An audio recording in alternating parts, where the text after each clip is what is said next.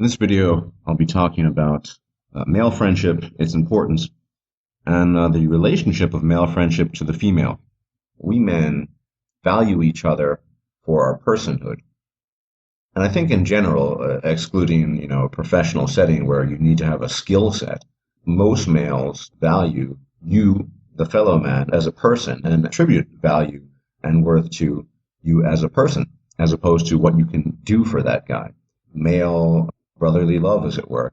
And it's an important thing to have in life. And women are an incredibly destructive force on that brotherhood, on that friendship. And there are many ways they do it. Y'all know the story in relationships or marriage or what have you, that of the jealous wife. Females, because of their megalomania, essentially, and females are megalomaniacs at the end of the day. There's no doubt about it. Not everyone, but the vast majority of them. The female demands absolute and total attention directed towards her, to the exclusion of everything else. If a man values his friendship with another man, she finds that a complete threat. Right? Why is it a complete threat? Well, I think there are a couple of reasons why. For one, male friendship tends to be much more certainly it's 1,000 times more grounded and solidified than in case of long-term genuine friendship than any relationship a man could possibly have with a woman. And also I believe that male friendship is more genuine based on my observations than the vast majority of female friendships. Remember, the female only knows to associate with people, including other women, for whatever reason, like based on the desire to exploit the person or for all sorts of reasons. I mean, the idea of being able to make use of someone else's resources. Having said that, yes, so the female, of course, feels this in a relationship in particular, feels an intense threat because the female must control the man. The female must manipulate the man at all costs. A true male friend who's valued by the pussy slave, as it were, is a threat to that monopoly of power and influence, to be honest. Because of our addiction to women, we will, I have seen it happen, forfeit long-term important male friendships for the sake of pussy. And unfortunately, most men cave in my experience. You have flat-out manginas who will just automatically cave in. I mean, they're so brainwashed and so driven by their libidos that they can't even recognize what they're doing. And I have nothing but utter contempt for such men. This is, I mean, I don't want to necessarily attribute malice to everyone, but I think many women take a perverse pleasure out of watching two men, particularly good friends, tear each other apart in order to get access to her vagina.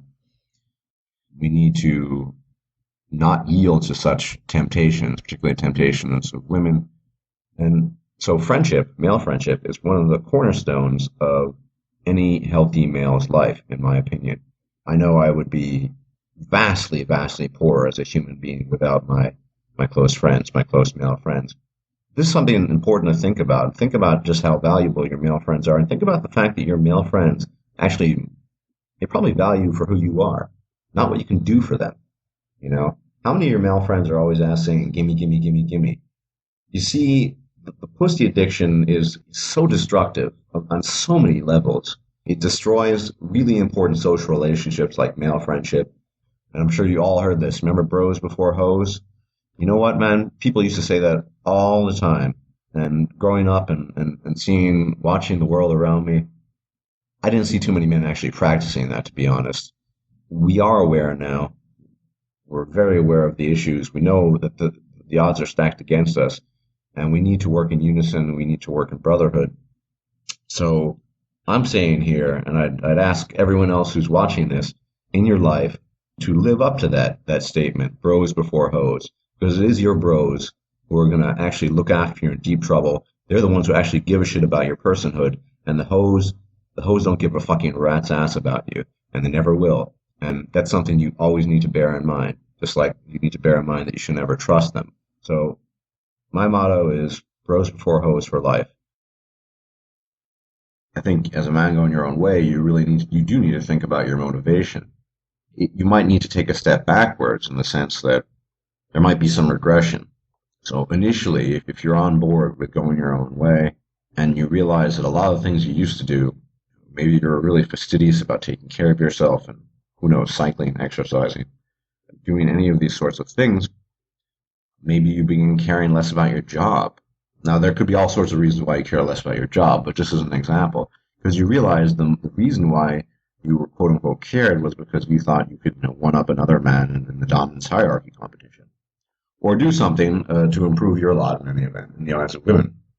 Because as a man, you're going your own way, you sort of put that behind you, one would hope, or you're trying to. Well, I mean, it is a never-ending process. We all suffer from the addiction.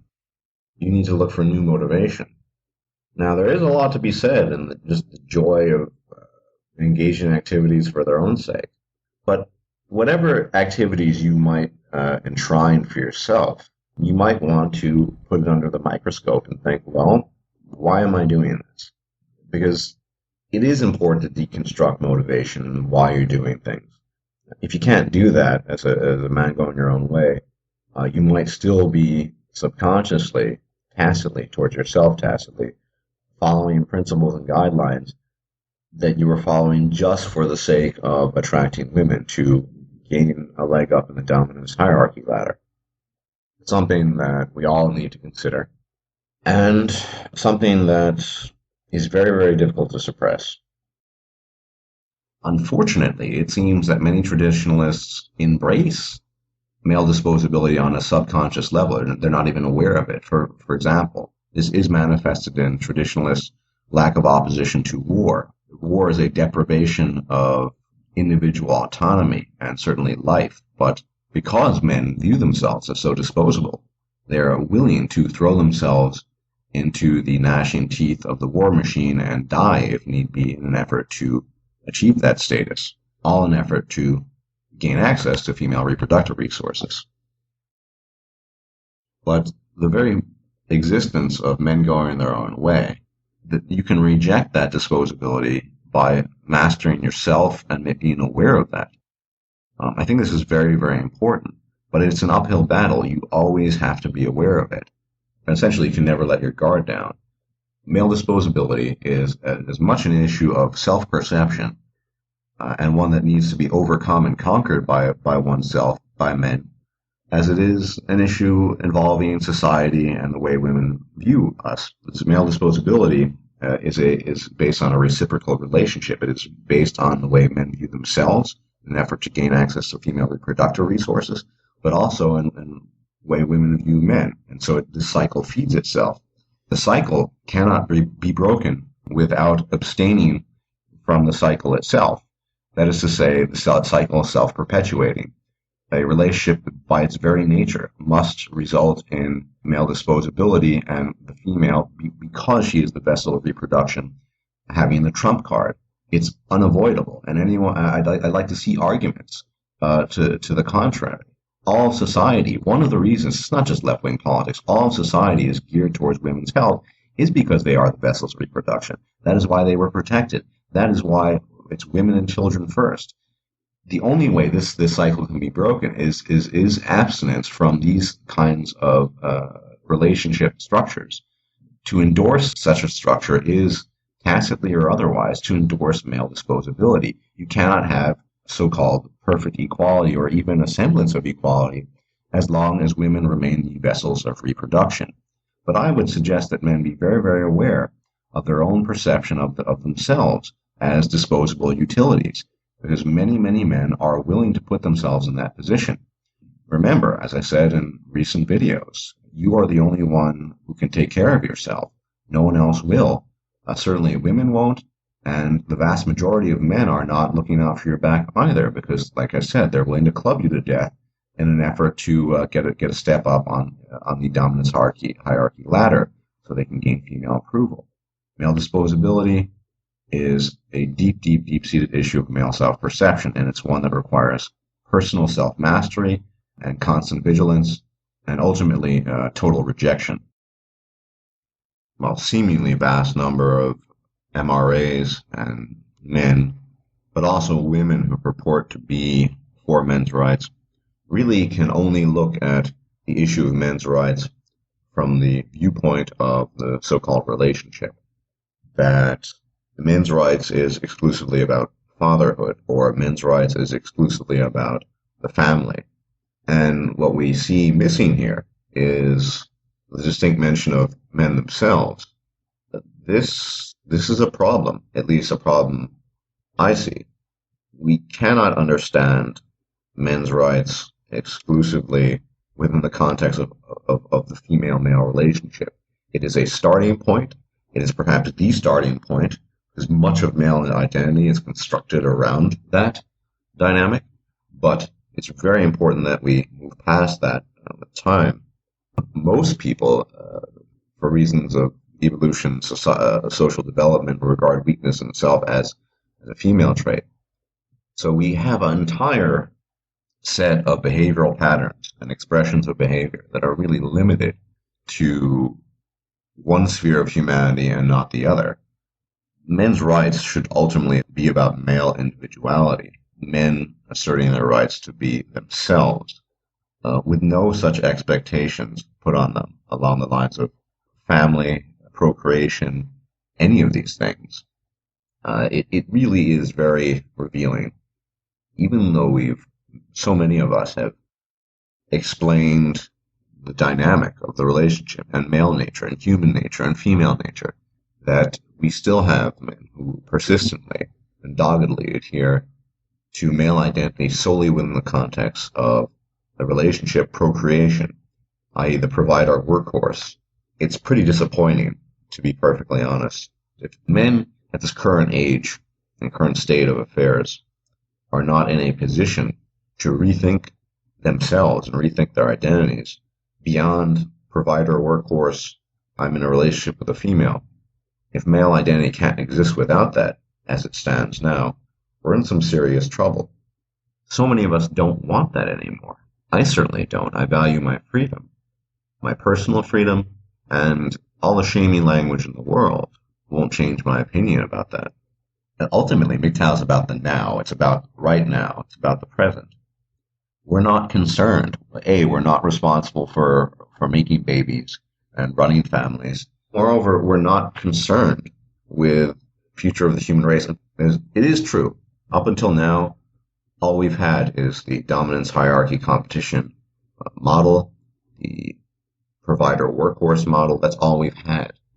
That doesn't mean we can't move past that. And it also doesn't mean that we shouldn't. We most certainly should, we can, and many of us already are doing so. It is an issue ingrained in the minds of all, both male and female, an issue where self-abasement reaches untold depths given the appropriate female stimulus to bring about that self-abasement. And this ties into the core issue that has of late been discussed in great detail by many, namely, what is the value of man? And is that value one that can only be derived either negatively or positively from the female? If we were to believe in the selling point of The Tale of Two Cities, then the answer is a resounding and positive yes.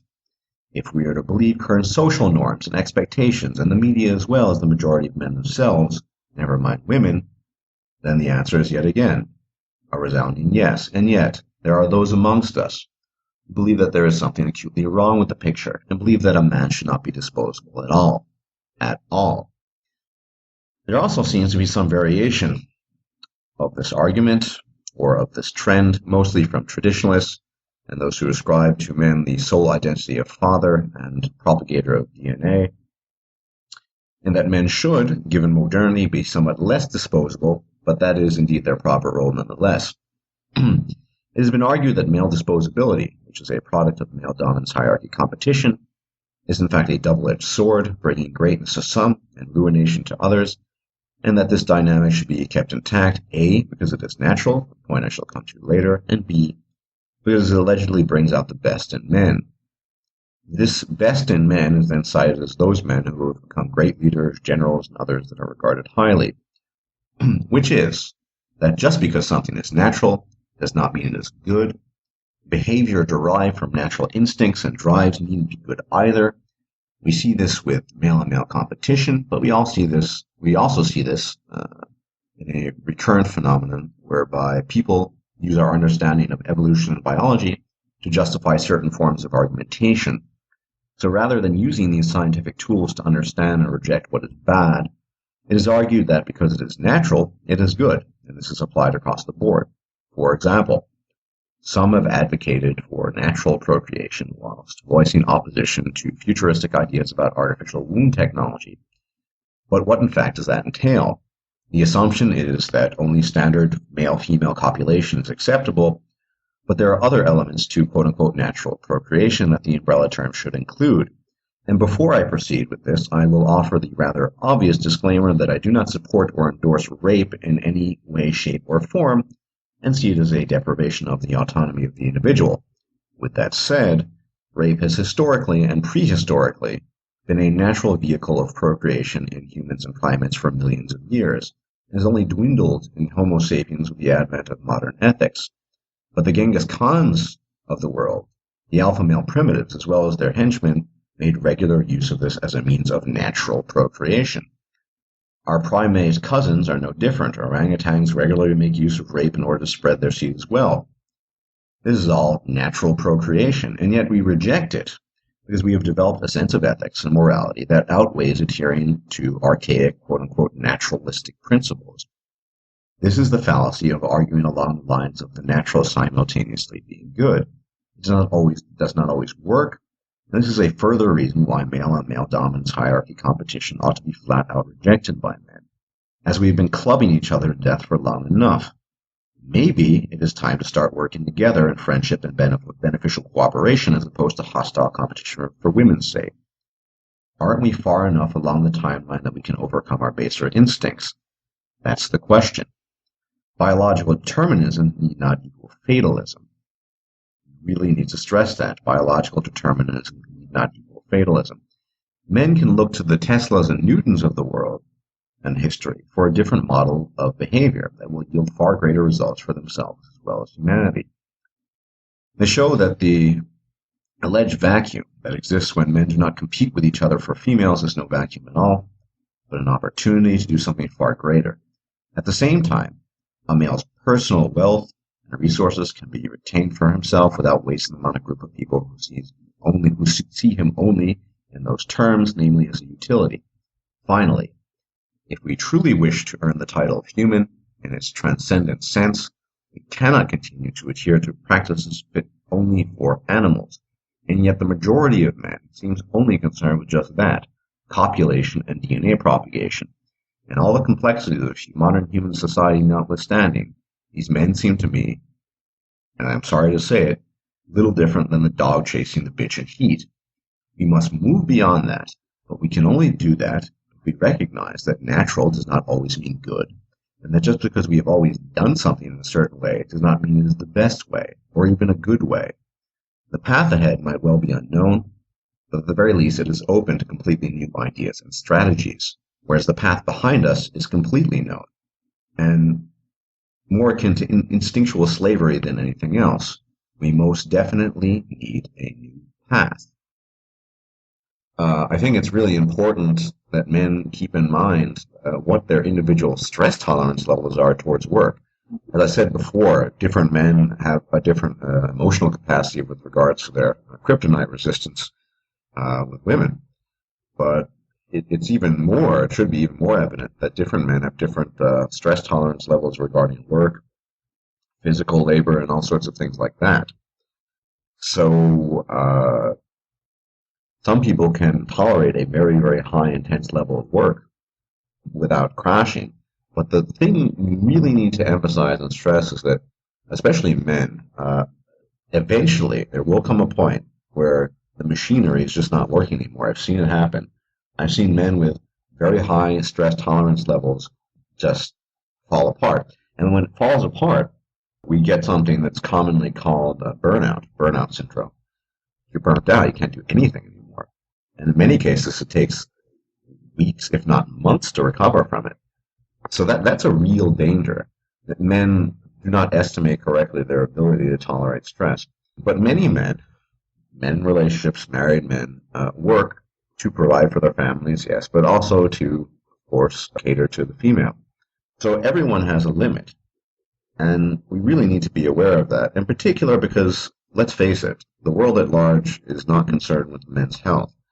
And at the end of the day, you as an individual man Sometimes you really have to work.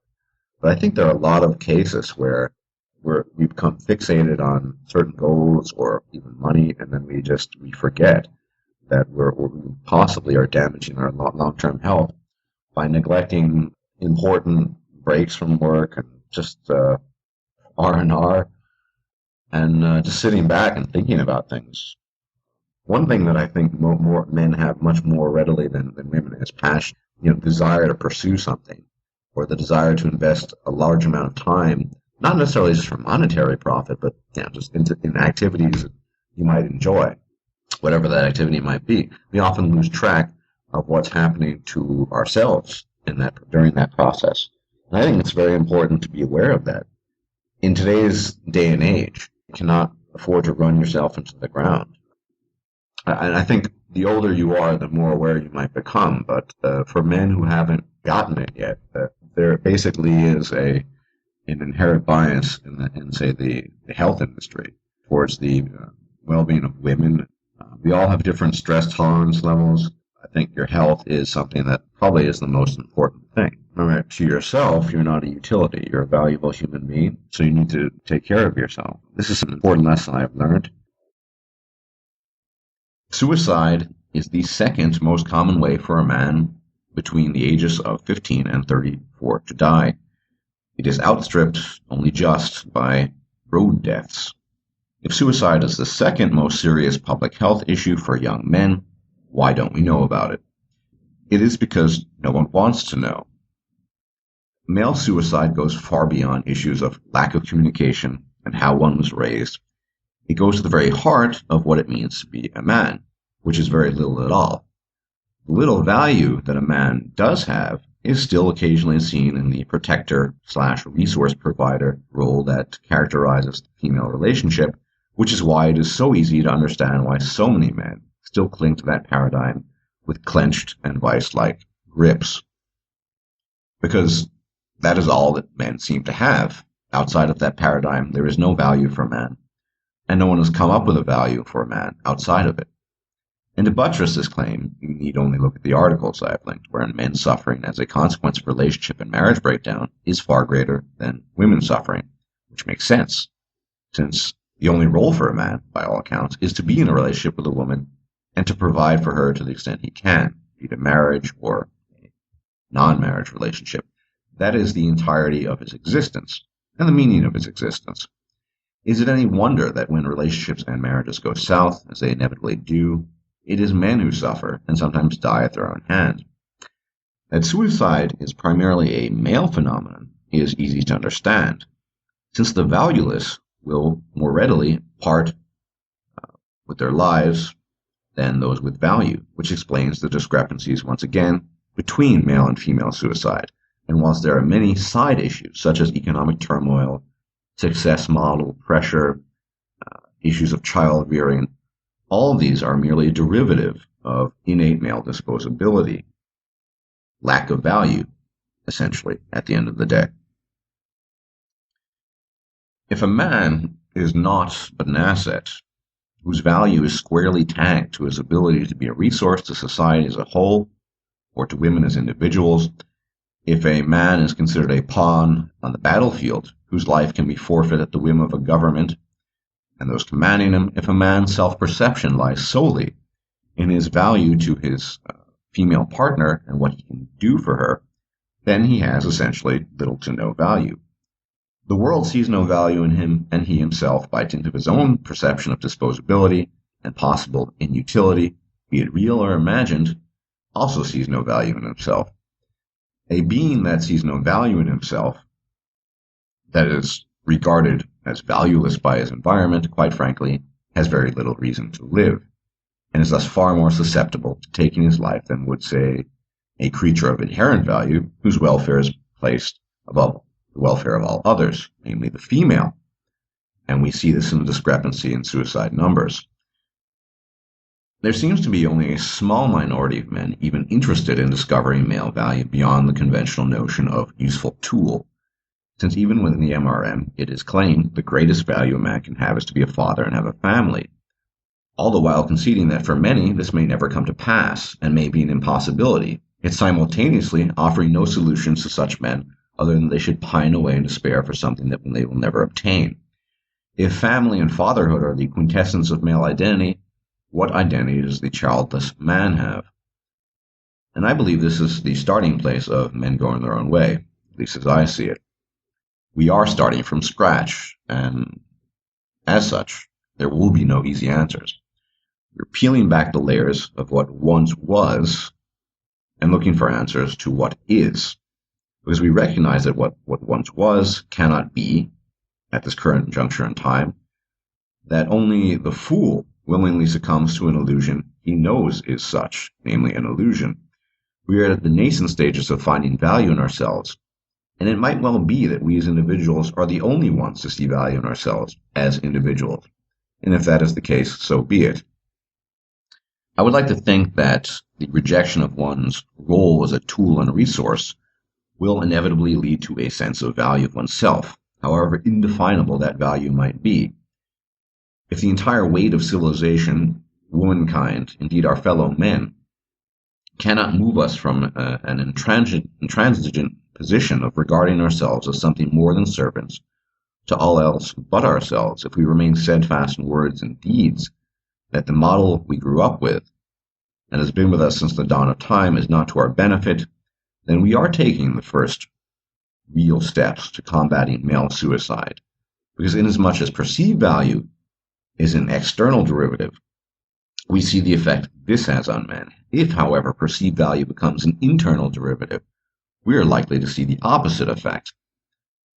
There are no easy answers, no silver bullet to slay the werewolf, no magic pill.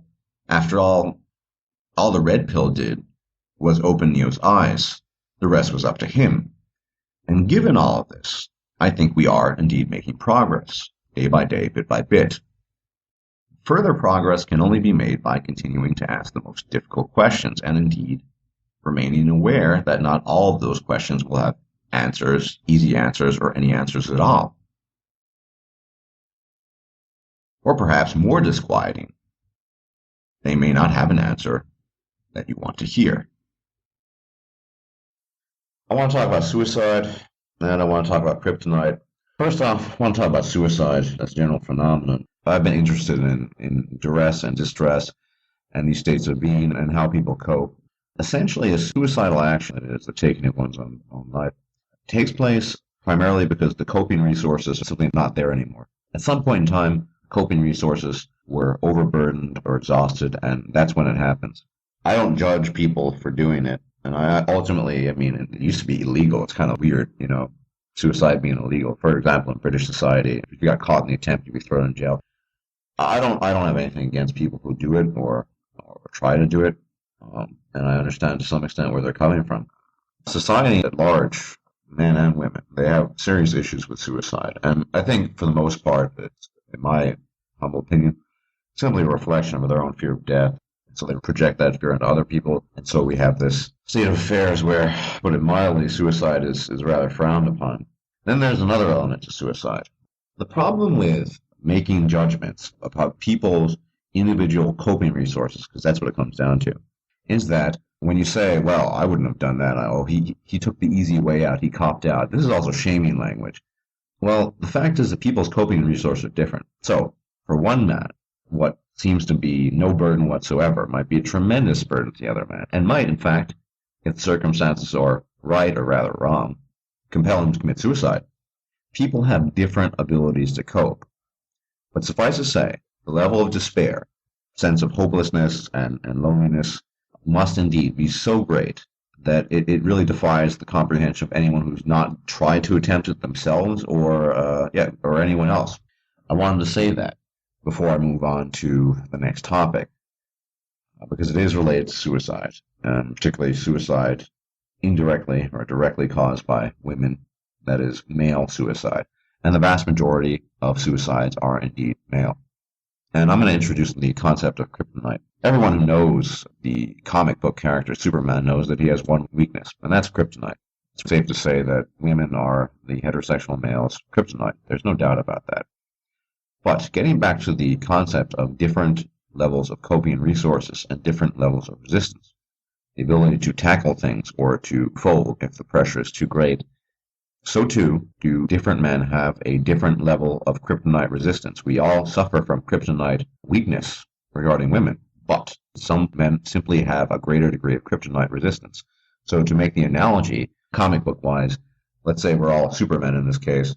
Maybe one version of Superman can withstand 2 hours of exposure to kryptonite, another can withstand 2 days. Eventually they all will succumb, but the resistance is simply differentiated. The men who have successfully, unfortunately, committed suicide, even though I respect their choice, I certainly don't respect the circumstances that brought that choice about, primarily through, women and their machinations and maliciousness. I suspect that those men had an incredibly, incredibly weak resistance to kryptonite. That their resistance to kryptonite was not that they were weak individuals, but in this particular case, their particular weakness to kryptonite might have been greater than many other individuals. But my fear is that the more society on a whole denigrates men and takes away any semblance of personhood they ever had, not that they really had much, and any sense of self-respect and worth, and men continue to work within the system to gain worth, gain self-respect, my concern there is that even the men with great resistance towards kryptonite, that resistance will weaken over time, and they might end up as men with a very weak resistance to kryptonite. As things progress, as feminism gets worse, as essentially becoming a man, being a man, becoming a crime in itself, to be punishable through all means of legislation. These things happen. I suspect there will be greater increases in a weakening of kryptonite resistance amongst men. And this will lead, because of these weakened states, to an increased rate of suicides. And we've seen that. How many of those men in previous decades, even if the traditionalist model is not something I would endorse, might have been better off, might not have been driven to a very extreme choice of suicide if circumstances had been different? They might still have had weak kryptonite resistance, but things were set up for them such that that weakness to kryptonite could not have been exploited to the same extent that it is these days. And it's important that we as individual men recognize our coping capacity, not just with respect to work and what have you, but emotionally. You remember, we have to acknowledge our own weaknesses. That's part of redefining what it is to be a man, to not deny that we are human beings and we're fallible and we make mistakes. And not just that, but sometimes we feel weak and sometimes we feel scared and sometimes we feel lonely, and that's perfectly fine. And the claim that those feelings are the province of being a female and their entitlement is bullshit.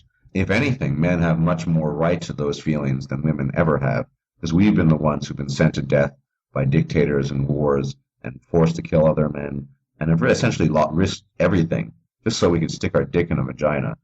So we need to learn to gauge our individual resistance to kryptonite. It's really important because, as we see, it really quite literally is a matter of life or death. Those of us who have weak kryptonite resistance simply cannot afford the kind of entangling engagements that the modern relationship offers. And this is also my concern, once again, with men in general who endorse continuing pursuing relationships with women. Why am I saying that? Because it's precisely the men who are so desperate for female companionship and the men who are so, unfortunately I have to say this, so weak in their resistance to kryptonite who will be much more compelled to seek it out. The man whose kryptonite resistance is very weak will be much more inclined to try to make female companionship relationships work. And in some cases, literally, it can be a death ticket. It can be a death trip. People need to think about that. It makes a lot of sense. The men most desperate for relationships probably will most likely have the least amount of kryptonite resistance. The guys with the most kryptonite resistance who emotionally detach themselves from females. On the other hand, a man with a weak resistance actually seeks that attachment in the very vain and false hope that that attachment will be reciprocated and he'll be treated with respect, dignity, and love. Of course, respect, dignity, and love are words and concepts that are wholly unknown to the female persona. We need to stop with the fairy tales. It's just not worth it anymore. We need to stop feeding men lies.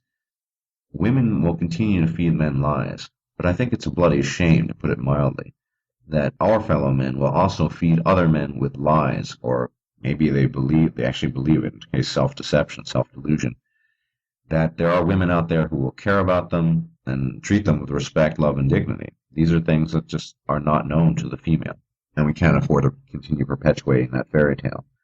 There is no Cinderella. There never was. Increasingly, Cinderella is becoming the evil witch in the castle. So, if you get what I mean, it's just getting worse. That's what I had to say about that stuff.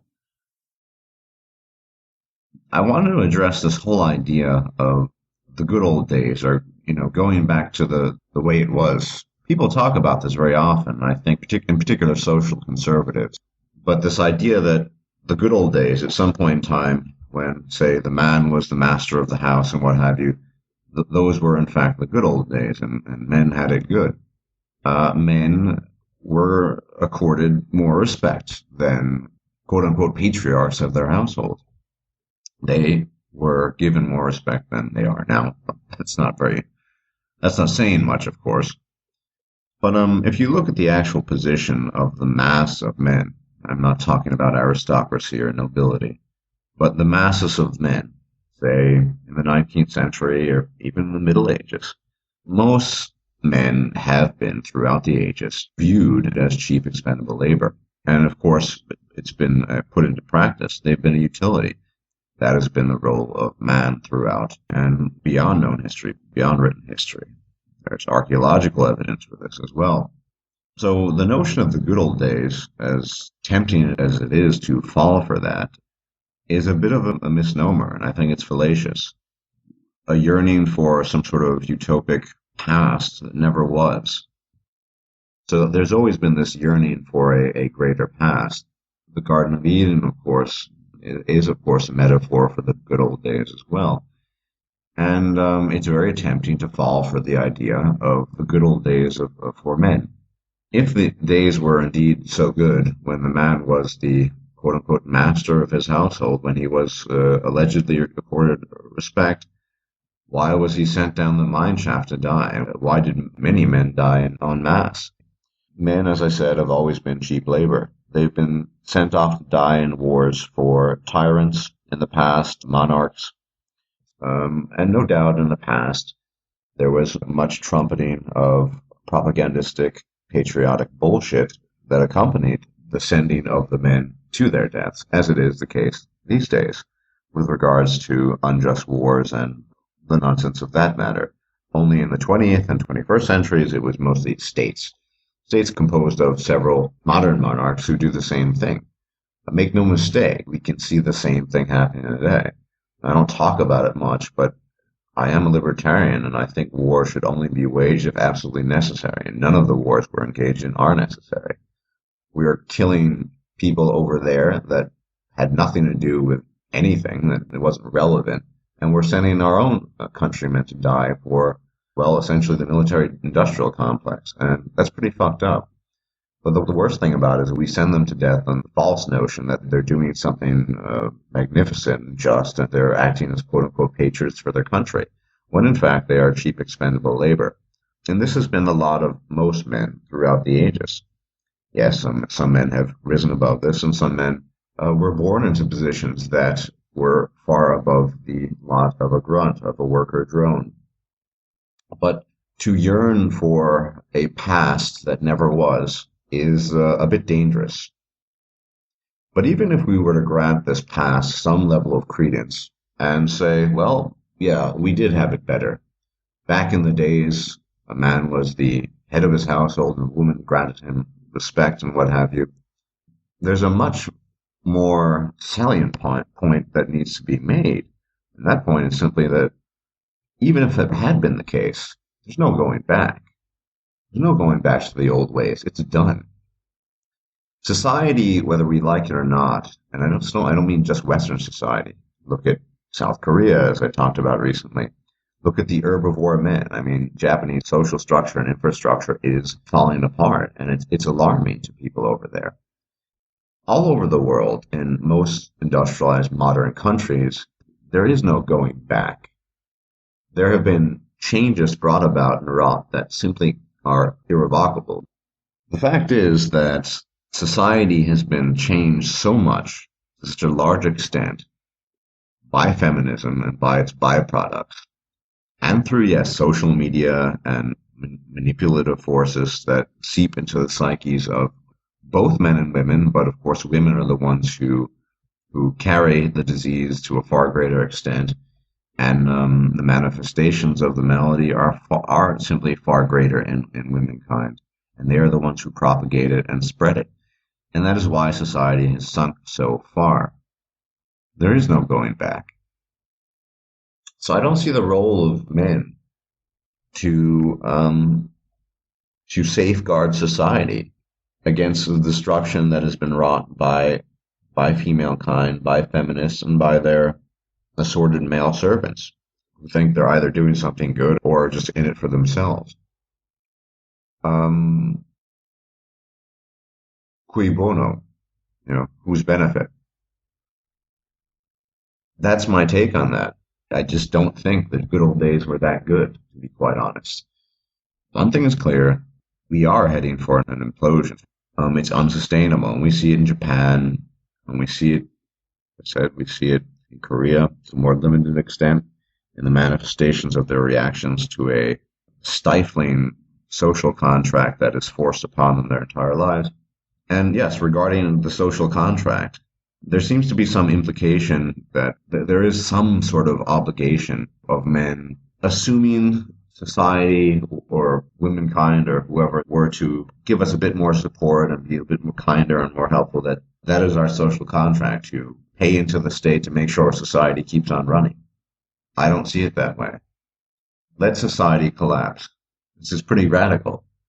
But the fact is that if we acquiesce to a feigned kindness or to a feigned handout or to any sort of illusion, remember, mistrust is the default position. Simply so people can keep on having their cake and eat it too, that's a bad path. We don't want to go down that path. We want to move beyond that. We are not here, in my opinion, my humble opinion, to keep the cogs going. We're not here to, I mean, essentially the analogy I would make is you have a tired, overworked, and worn out working horse. We are that working horse. And people who would suggest we either return to the old ways or that we be given some incentive so that we might return to some worker drone model, think of it this way. The carrot that's dangled in front of the draft horse in a vain attempt to keep the draft horse prodding on, even though the draft horse is overworked, tired, and probably doesn't have a whole lot more energy. Yes, there will be some horses that go for the carrot, but this horse is not going to do it, and I think many of my viewers won't, and I think most men are a bit too smart for that. Carrot is not enough. It really isn't. And we need to move beyond the carrot being dangled in front of our noses as a possible means of returning to the fold, because the fold isn't that pleasant and never was. Cheap, expendable labor, that is what we have always been, and that is what we continue to be, only even less so. We don't even have this modicum of respect accorded to us. Whether or not that balanced it all out, well, it probably didn't. In fact, I'm almost certain it didn't, but that aside. On a final note, yes, I do think eventually there will be splinter communities of men in the world who will form communities and will pool our talents together, and we will thrive and prosper. Inevitably, the female parasite will be attracted to that and try to get in. But I think men by that point in time, whenever that happens, will be cognizant enough and aware of these things that they will be on guard. Let's face it, the addiction to the vaginal orifice and the female will not go away anytime soon. The only thing we have are our wits and our knowledge of female nature. So these communities could very well exist. I think it's very likely, but it's going to take a while. But even so, if you want to look at the YouTube community, men going their own way, MRAs, well, look at Japan and the herbivore men. Of a sort, that forms a pocket bubble community within a larger community. So you have that. You do have these communities. They do exist. People who reject certain tenets, who don't want to bow down to expectations that are wholly unjust. Yeah, that is happening, and it will happen. And when it does happen in a much more sort of concrete manner, where you actually have real communities have been befriending each other and pooling their talents and resources together. By the time that happens, that might coincide with the implosion I spoke of, with the bus driving off the cliff. And the only thing I can say to feminists and women and men who collaborate is that the following. When you look upon the blighted landscape that you've created and the desolation that you have wrought, do not look to the horizon, do not look to men, do not look to those who have detached themselves, look to yourselves. That's where you'll find the answers. Look to your actions. By their deeds you shall know them, and by your own deeds you shall know yourself. Well, let's look at some aspects of old school traditionalism, sex for contracts, basically, women giving their sex and reproductive resources for male labor.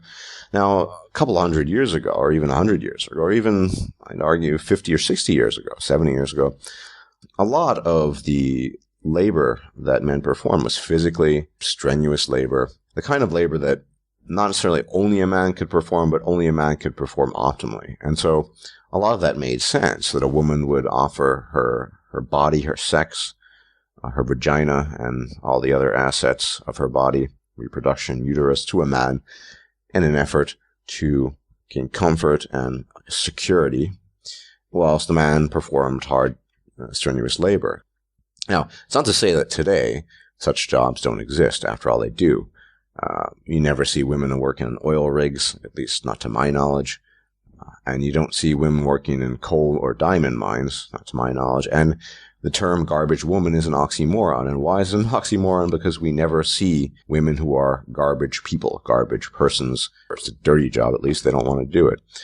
Female plumbers, very rare as well, and so on and so forth. So there's a whole range of labor jobs on the market that are still pretty labor intensive and not sort of pencil pushing, button pushing. Having said that, technology has really changed the landscape, and that mechanization has really just transformed society.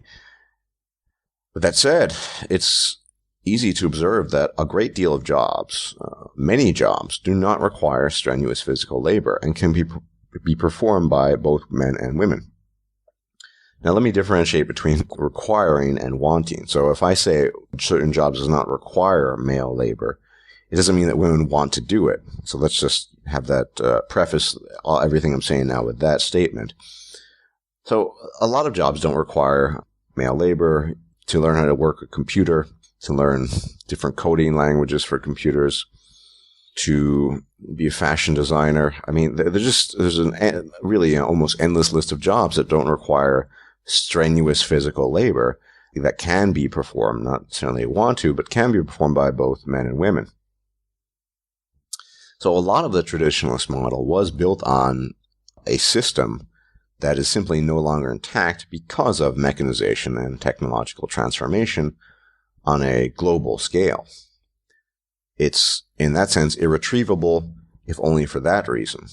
And so men no longer have a monopoly in that sense on the labor market, if only because, like I said, there is that option to do other kinds.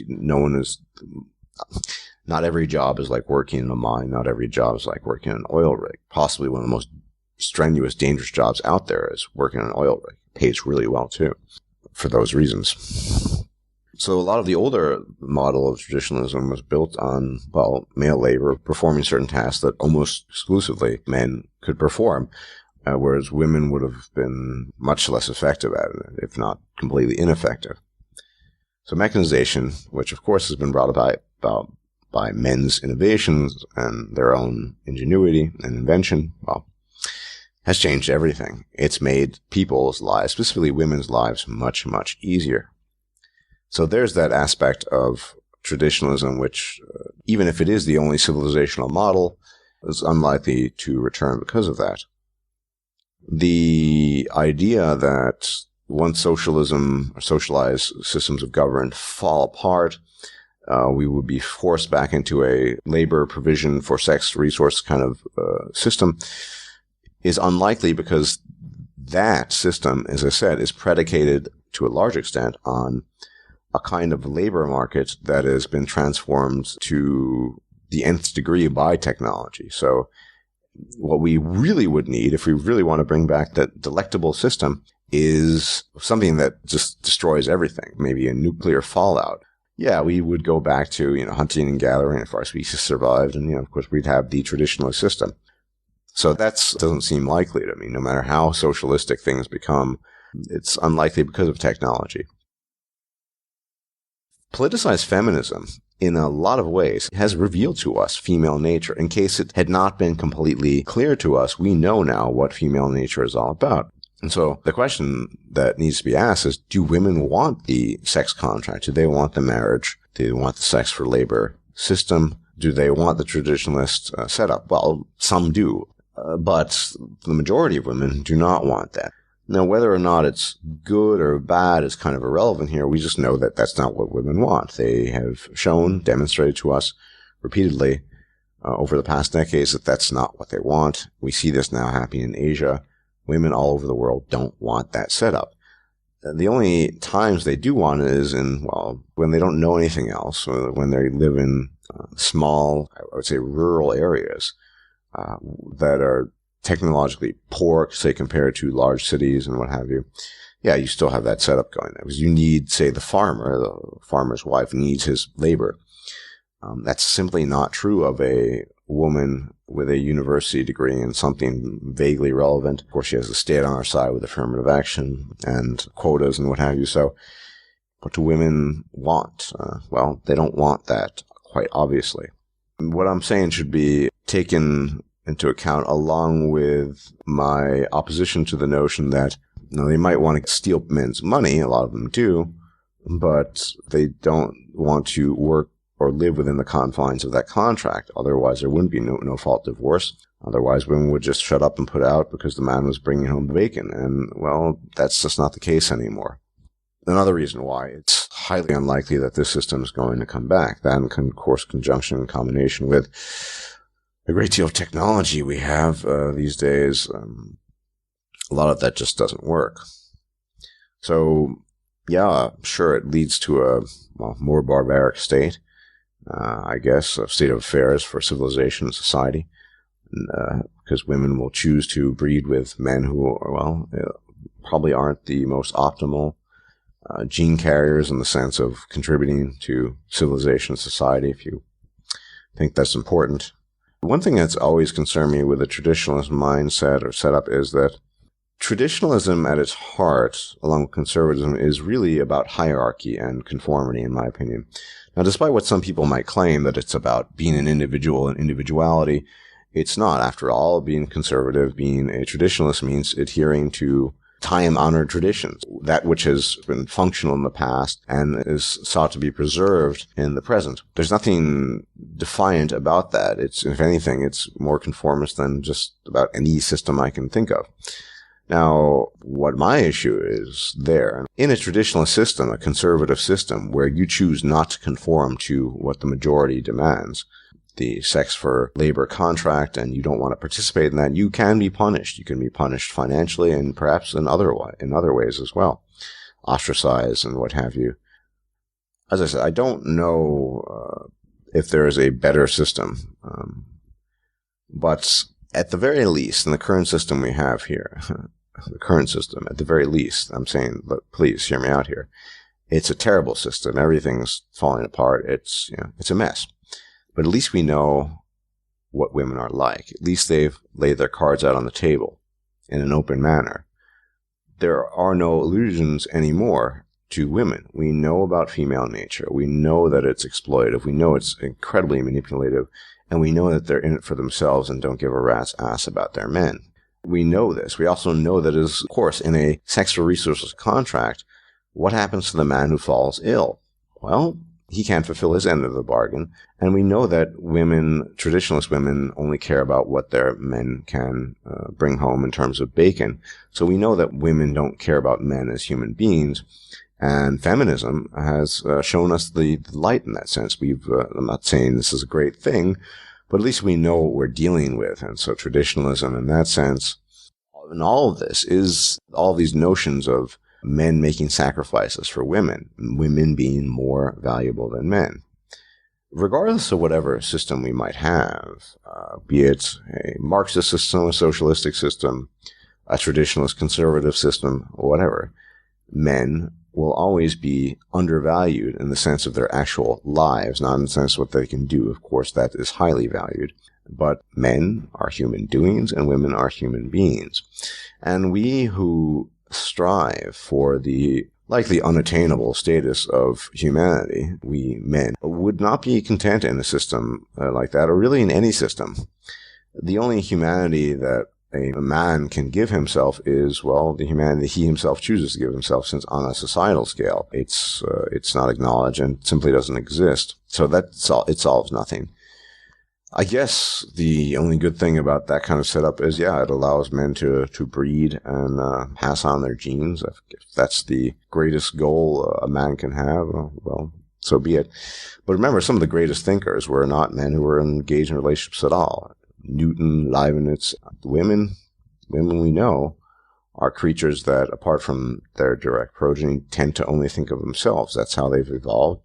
And so why would they want to enter into a system where they could possibly be penalized? Imagine under the stipulations of a sex contract, one of those stipulations, I'm not kidding here, something to the effect of, you will give him a blowjob every night after he comes home from work. So the man comes home from work, he's tired, he pulls his trousers down, tells his wife to open her mouth, and she refuses. Well, how many, that ultimately that could be stipulated in a sex contract. I'm not passing judgment on that stipulation one way or another, but how many women want to be bound to that sort of thing? Well, I don't know, not many. I want to talk more about so-called male enablers and their ilk. A couple of arguments that are trotted out, mostly by men, almost exclusively by men, because it's a fine distinction, but there are many men who acknowledge the deception and wickedness that can often occur on the part of women, yet they acknowledge it as unjust, as inappropriate, and yet they simply state something to the effect of, just the way they are, and shrug their shoulders. There are all kinds of extreme analogies I can make here, and I'll start with one. It's like saying someone who has some sort of neurological condition which induces psychotic, murderous behavior, murdering dozens of people each week. You could always just say, well, it's just the way he is, or the way she is, right? Nothing we can do about that. You still should defend yourself to the extent that you can. Who knows what might come of it? I see some sort of similarity with defending yourself against feminism and a good number of women. Maybe nothing will come of it, but you better be damn sure that I and others will try to. Simply giving up is not an option, because we know if we give up and do nothing, precisely nothing will happen. At the very least, if we offer resistance, and increasing numbers of men are doing that, something might happen. In particular, the resistance in the form of withdrawal and detachment. There's nothing they can do unless they use state coercive power or use some of their male enablers to inflict violence upon you to prevent you from leaving their sphere of influence. Unfortunately, it's just the way they are with its slight variations is strongly attached to the addiction factor. Through my experiences and conversations in real life, I think many men see females, the acquisition of a female, beyond the sex aspect, and that's undeniable, as a figure of salvation. And so, despite all the information out there, despite all the warnings, despite the experiences, the quest for the Holy Grail, as it were, the quest has continued, and it never ends. I guess it really depends on what your definition of salvation is. Harbinger, a character in the Mass Effect universe, famously said that we are your salvation through destruction. This notion of the addiction really goes well beyond the sex act. It is a perception men have, once again, that females are angelic, are infallible, and no doubt this is to some extent hardwired in our biology, but reinforced, obviously, very intensely by the society we live in. And when you perceive any creature as an object of salvation, you are liable to do some pretty stupid things. Men need women. One, it's an indication of addiction. Yes, they need them like any other substance. Biology should, by all accounts, never be a justified excuse. As long as we run a society that is consequentialist in its morality, there's a cause and effect, and the actions, products of the causes, as it were, then you cannot just fall back on the biology line. To the many male enablers I meet, I can only ask, what are you afraid of? I can understand if you've reached the point where you think of a vagina will provide ultimate salvation to you. I suppose on some very bizarre level it makes sense.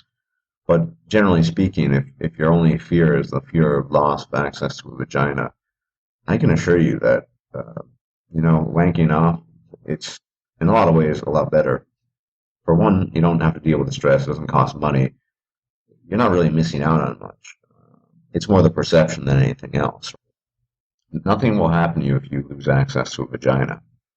And if you think clearly just for a second, a woman is not a source of deliverance nor a source of salvation. At best, much like the character Harbinger, she is your salvation through destruction. And it is your destruction, not hers, that she will bring about. I mean, the impact of men who think that way, and the levels to which they will sink things that they're unwilling to concede, or if they do concede, as I said at the beginning of this video, are willing to just say, well, that's just the way they are. Einstein has famously said, the definition of insanity is doing the same thing over and over, getting the same result. And ask yourself, male enablers, if you are indeed in a cycle of insane repetition, exactly what Einstein was talking about, if he indeed said that. If you find yourself in a cycle of insane repetition, the answer to that is not to simply say, that's just the way it is. That would be okay if we were hamsters in a cage and we lacked the cranial matter to do anything beyond run in a wheel and chew on carrots. But I think we're somewhere beyond that, and so we need to think a little bit more about what we've done and the actions we've engaged in, and it's very elucidating, and I can only recommend it, that you think about your relationships with women and what happened. Do not reflexively look for blame in yourself. Yes, we all make mistakes, but I think the mistakes that you made will be quite different to the ones you initially believed that you.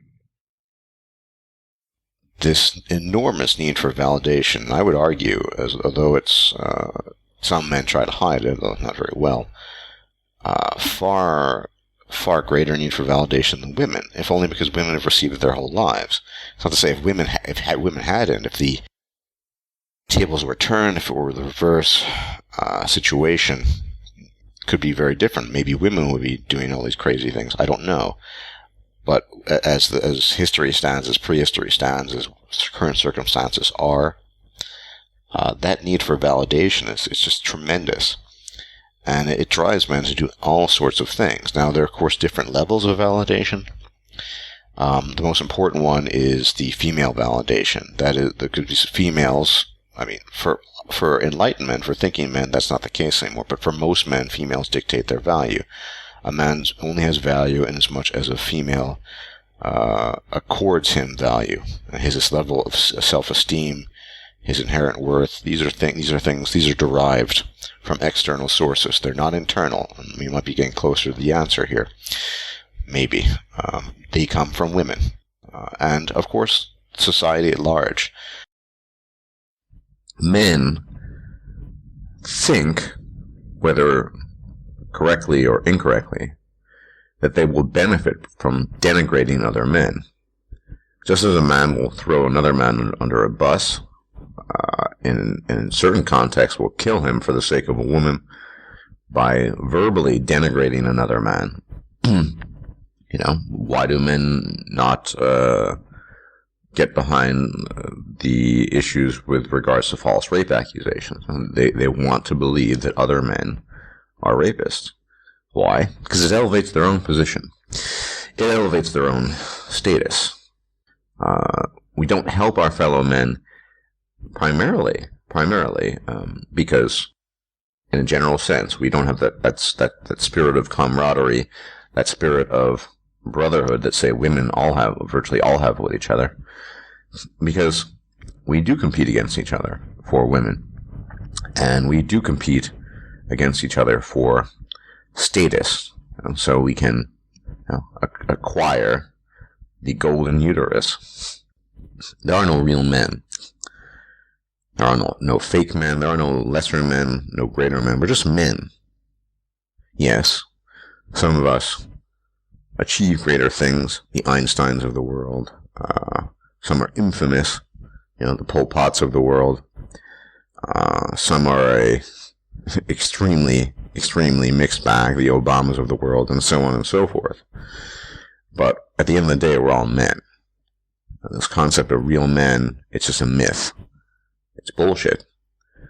Because any man, at any given moment, could have his status removed and be dropped right back down to the bottom of the pecking order. Yeah, I'm coming back from work, and to get to work, commute, get in the train. Train's always crowded, that time, or early evening, like 6-ish or whatever. And, okay, so I get in, hoping that I could find a seat, because I have orthopedic problems with my feet. They always kill me. I wear insoles, but it doesn't help that much. Helps a little. Plus, my back was hurting, which is usually the case after work. But I usually don't get a seat. It's really crowded. I see, there's a seat available. I grab it.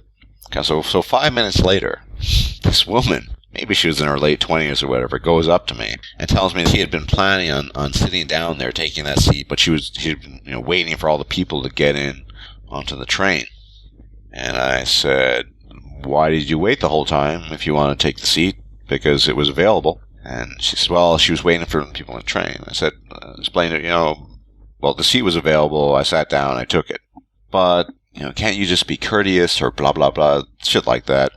Well, I spent the whole day on my feet doing physical labor since the morning. I'm tired. My back hurts. My feet hurt. I'm just going to stay here. So she started making a scene, calling me names and stuff. And then the White Knight Cavalry arrives. I mean, it sounds like something out of a fiction, but it actually did happen. 3 guys, giving me these discerning, disapproving look. One guy says, well, you don't need to make a scene. Why don't you just give the woman your seat? And I said, why should I? The seat was available. I took it. Then they started saying, well, other people chiming, so they're going to call the train security on me or whatever, and everyone was giving me disapproving looks. Okay, fine, take the seat. Why? Because I didn't want to create a scene. I didn't want to get involved with security or the police. It just goes to show, here I am, a middle-aged guy who does physical labor job, which is probably not the most strenuous physical labor, it's still physical labor. I'm tired, I'm coming home from work. So I'll see if I can sit, because my feet are hurting, always in pain after work. But this woman comes along and just says, well, I was intending on taking it. Who does that? Who goes through a train and he says, sorry, it goes up to a stranger. I was thinking about taking that seat, but I was letting the people on. And of course, the White Knight Cavalry arrived, and everyone giving me these disapproving. And this woman was probably at best in her late 20s, maybe early 30s. If she were a grandmother or grandfather, obviously, for elderly, yeah. I wouldn't even do that. I wouldn't even need to be asked. I probably would just say, ma'am, sir, here's my seat if they're elderly. But, that's courtesy, common courtesy. But that was my first, call it a Rosa Parks moment. When I say gynocentrism is the world model, that is the truth. That is the world model. And every man, your blue pillar is a potential thug in service to a woman. Subconsciously, usually, they're doing it for access to sex. They're probably never going to get sex from a woman, but that's what they do. I can't even let a middle-aged guy whose back hurts and feet fucking hurt from lifting crates all day sit down in a seat that he took. Throw someone out of the seat or tear someone out of the seat to get there. This is the blue pill world. It's the world where a woman can literally eject you from your seat through coercive violence, essentially, because that's what she wants to do, if she chooses to do so. And, I felt pretty helpless in that train because there's nothing I could do. I offered resistance, but up to a certain point. I don't want to get beaten the crap out of by 3 much larger men, or, worse, security or the police become involved, and you know what might happen then, even though I'd done nothing wrong. It's just issues that I don't want to have to deal with, especially after a long, relatively hard day at work. So it's freaking everywhere. It's everywhere. Consumerism really has only been around for a couple of decades, and to the observant person, you could probably link it up very easily with the rise of politicized feminism. Politicized feminism, as I constantly stress, as opposed to inherent feminism and inherent female nature, which arose a couple of decades ago and has been on the march ever since, and becoming ever stronger. We also see a rise of consumerism. That is to say, the more politicized feminist structures have come into being in our governments and in society at large, the more this is manifested in the economy, bolstered, of course, by inherent female nature, by inherent feminism. And so we see the entire economic structure very much geared and tailored towards female needs. What are female needs? Well, women, a lot of this is to do with evolutionary psychology in a way, or evolutionary patterns. Men were hunters and women were foragers, well, allegedly. So I know as for myself, when I want something or need something, I'll go out and I'll buy it, or I won't. And if they don't have it, I won't buy it. It's very specific. Women tend to be more window shoppers. They like to browse and so on and so forth. They also tend to spend exorbitant amounts of cash on items that men, to men, would just have no utility whatsoever, and really recycle through them. A perfect example is clothing and shoes. It's a running joke. How many pairs of shoes does women need? Well, who knows? I don't think it's that funny to begin with. But as well as clothing, you have clothing for different seasons and what have you. Barbarossa a while back made a very important video wherein he mentioned the nature of fashion. Fashion is a joke. Fashion is something that is perhaps inherent to females, but men recognize that fashion is, fashion is just nonsense. At the end of the day, clothing is there to clothe you, keep you warm, protected, what have you. So the idea of seasonal clothing and clothing for special occasions and shoes and so on, women constantly buy these things. They go on a shopping spree, allegedly to fix their temporary bouts of discontentment or depression. So we see a very clear pattern here. Women spend lots of money on things that are not very useful. They recycle it, so they're always buying new things. You have a society where the tendency for consumption becomes difficult to balance up against the tendency for production. So that's always going to be sort of a swinging pendulum. And of course, in today's state of affairs, in today's day and age, we know that consumption far, far out, particularly in the United States, outweighs production, whatever that production might be. But certainly in terms of manufacturing, it's very, very clear. That means that consumerism, in large measure, in the largest measure, that is driven primarily by women's desires and spending habits. And so there is a nefarious and unholy alliance, if you will, between the consumerism that took off as a result of increased productivity post-World War II and the inception or the introduction of politicized feminism, liberating women. And they were pretty much liberated to do what they want. Now, one thing that women really like doing is spending money. And you end up with women who, in the economic sphere, spend money on whatever they want. Not only that, you have industries which aren't industries, technically speaking, but are pretty much amount to them, such as the divorce court industry, domestic abuse industry, I think, can go on record. Aaron Peasy even claimed that it was an industry of several million pounds, actually, in one interview. All of these industries have a vested interest in keeping women pleased, or at least marginally content enough that they continue spending.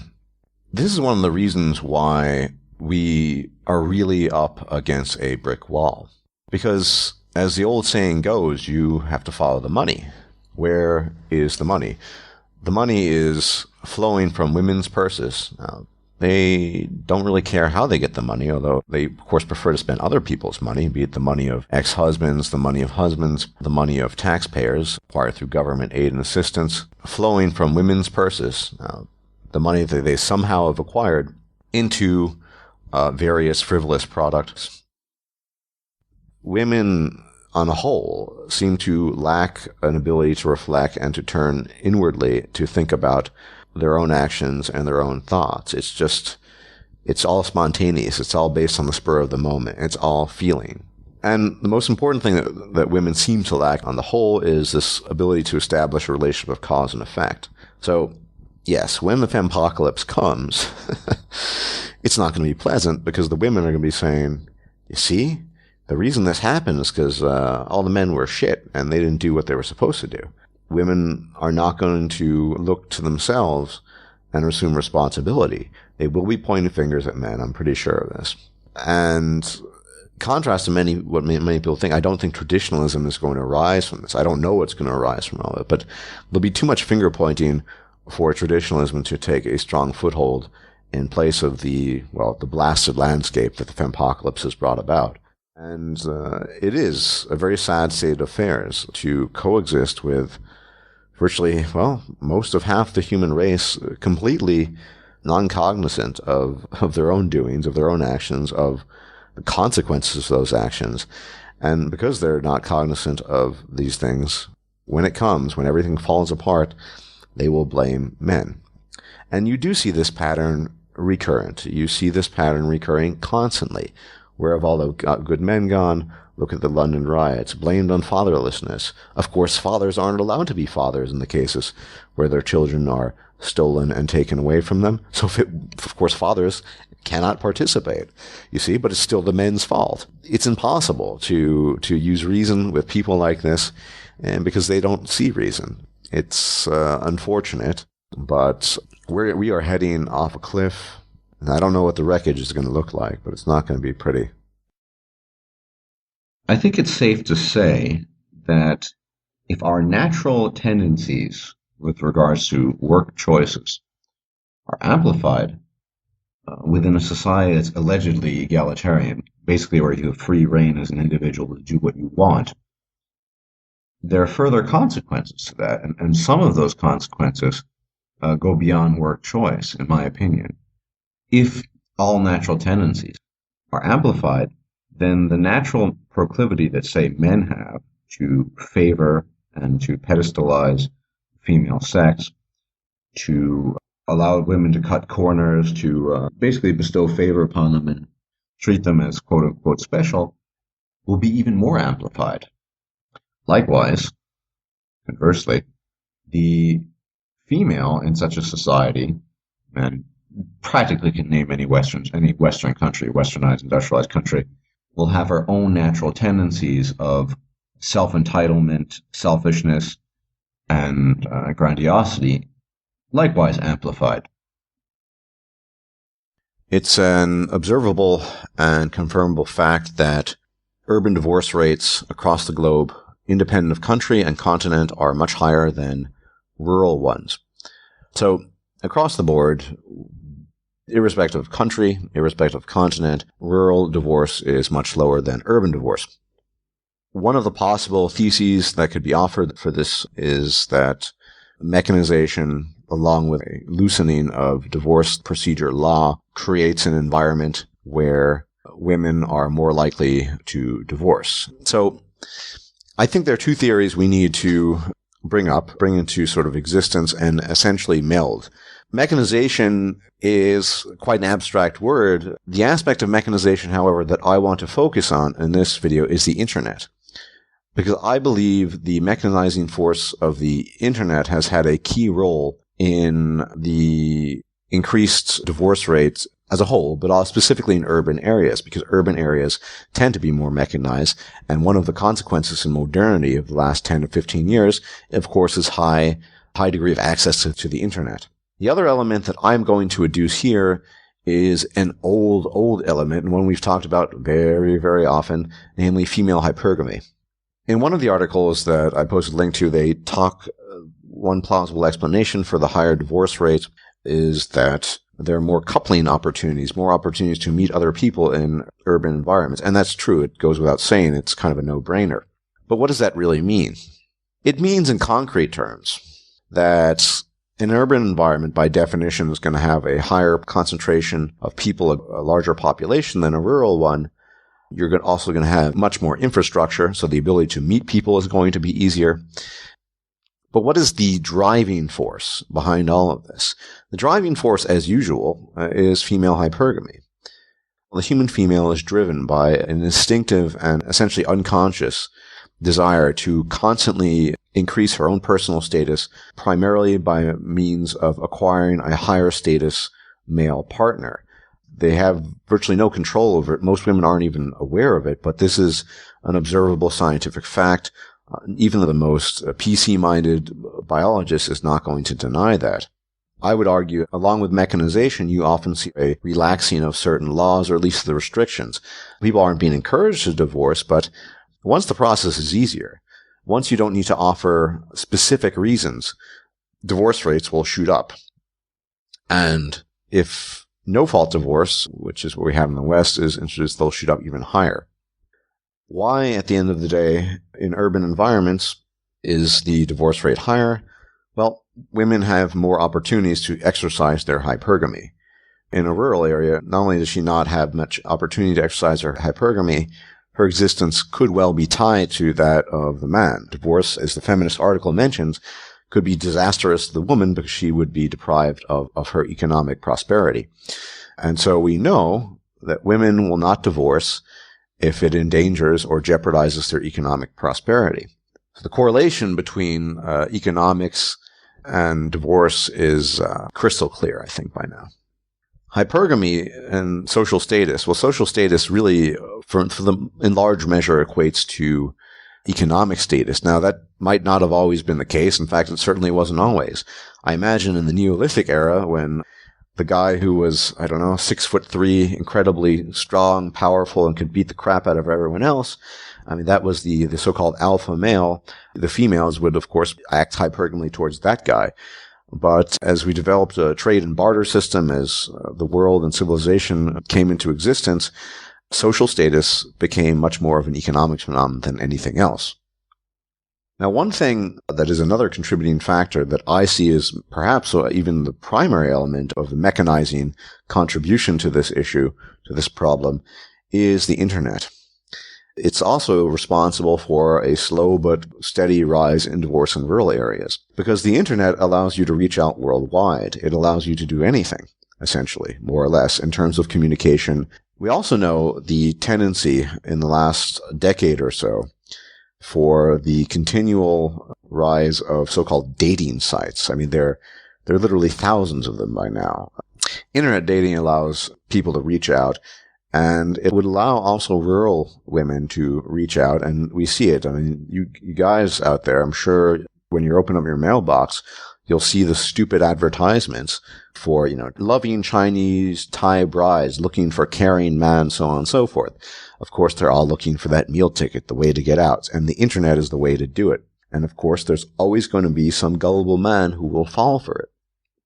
So, the internet, in my assessment, could well be one of the primary factors in mechanization that is driving up the divorce rates in every country at an ever-increasing rate. The rural areas, of course, have less internet access, although there are plenty of rural women these days looking to get out of there, looking for their meal ticket. And, of course, their means to do that is the internet. After all, they have no other means of doing it. Maybe in earlier times they sent photos with postcards or what have you, but now you just make a profile. But as I said, yes, in part, the higher concentration of people in urban areas explains higher divorce rates there, obviously, but it doesn't explain the mechanics of what's actually going on. When people speak of coupling more opportunities, they're mostly speaking of female hypergamy. Women initiate divorce much more frequently than men. They're much more easily dissatisfied than men. And this, of course, would lead them to seek opportunities elsewhere. So it's important to be aware, and I don't know how aware you are of this, but the female hypergamous instinct is insatiable. It's always there. This is why past societies did their best to hold it in check. Of course, there were much fewer opportunities in past civilization for females to exercise hypergamy. To the extent that there were opportunities, well, those societies did their best to hold it in check. With the onslaught of modern feminism and mechanization across the globe, as well as the relaxing of laws in formerly traditional countries, divorce is just shooting through the roof.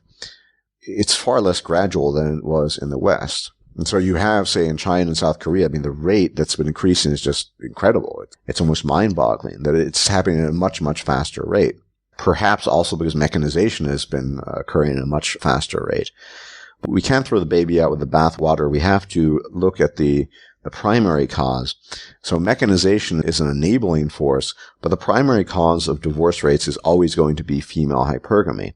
I say this really with a sense of almost absolute certainty, because female dissatisfaction in marriage is usually a manifestation of hypergamy. We know that women on the whole don't take responsibility for themselves, for their own contentment, and the responsibility rests on the shoulders of the man. They then place blame on the man for them being not content, believe that they can find greater contentment in what they perceive to be a higher status male, and so they initiate divorce. That's usually how it goes, at least no-fault divorce. Most of the cases, especially in the West, are for frivolous reasons such as dissatisfaction. That's another factor I should mention, of course, the economic independence. Since marriage is all about economics, and it's all about the money, the female hypergamy stays intact, but if the money is there for the woman, independent of the man, then those are bad cards for the man. But no one's going to change female nature anytime soon. And the question I pose to those men who are still deluding themselves into thinking that a non-Western woman, a submissive Asian wife, as they put it, is the solution to their problems, that same submissive Asian wife doesn't really exist. It really only cares about what you can do for her, just like every woman. I think it's important that we talk about what some of the core ideals of being part of the MRA or just being a man going your own way. In my assessment, one of the most important aspects of being a man going your own way is the fact that you recognize that you have value as a person beyond whatever labor you might provide for a female. And because the female only sees the relationship between man and woman as an economic transaction, usually where she doles out sex for compensation, and the man as utility to satisfy her needs, we renounce that. And to those men who still believe they can find submissive wives, I think you should bear in mind that those submissive wives do not value your personhood any more than the non-submissive ones do. Their hypergamy might be held in check, but that's like saying, a rabid pit bull isn't going to bite you because you have a heavy leather muzzle on its jaws. I mean, of course it's not going to bite you. It can't bite you. It's the same analogy. It would bite you if it could, but it can't because of certain circumstances. The intention is still there. So it might be that you don't put much stock in intentionality, but I know I certainly do, and I know a lot of other men do. By now, we should have gathered enough information to confirm what I believe is an accurate assessment that marriage is only for idiots. To those who have not sought out the information, sought to be enlightened, if you will, well, may the gods have mercy on their souls. They are in extreme danger. There's no doubt about that.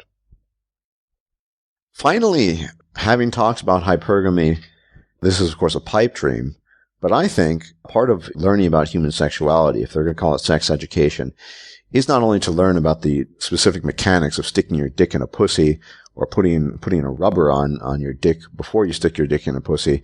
I mean, that's all well and good. It doesn't seem to work very often. But also learning the mechanics of male-female interaction, learning about female hypergamy. Now, that's not going to happen in a feminized atmosphere because that might speak ill of women, and we don't want to do that since women are purely angelic creatures. But in ideal situations, part of sex education would be learning about female hypergamy. Imagine from young boyhood you had learned all. You would have been much more circumspect in the decisions you had made and the liaisons that you decided to enter into with your women. I know I would have. But of course, we don't learn this. We learn the grand delusion. We learn that women are nice, kind, caring, none of which is true. And the illusion and delusion persists. However, if we had the education, things could have turned out differently. We might have had, in many ways, easier lives, and our situation on the whole might have been better. Some of us might have been a lot wealthier. But empowering young men, specifically boys, with this kind of information, telling them what's really up, I think is one of the most important services it can render unto the coming generation of young men and boys, so they actually learn what's going on. Now, if they decide, despite all of this information, to enter into silliness like marriage or serious relationships which lead to marriage, then the burden rests on their shoulders and they need to deal with the consequences. But I'm almost certain that if many men, could learn at a young age through education, and let's rest assured, education no longer occurs just in school. In fact, it occurs less and less in school. YouTube, the internet, the realities of female hypergamy, female solipsism, and the nefarious commingling of those biological factors with state entitlements and social welfare that benefits and prioritizes women's needs over men's, we could go a long way. The concept of marriage. Let's look at marriage with respect to the United States. The United States, despite all claims to the contrary, still remains very conservative in some respects. And I don't mean that in a purely political sense, but more in a traditional sense. Marriage is considered a sacrosanct and hallowed institution.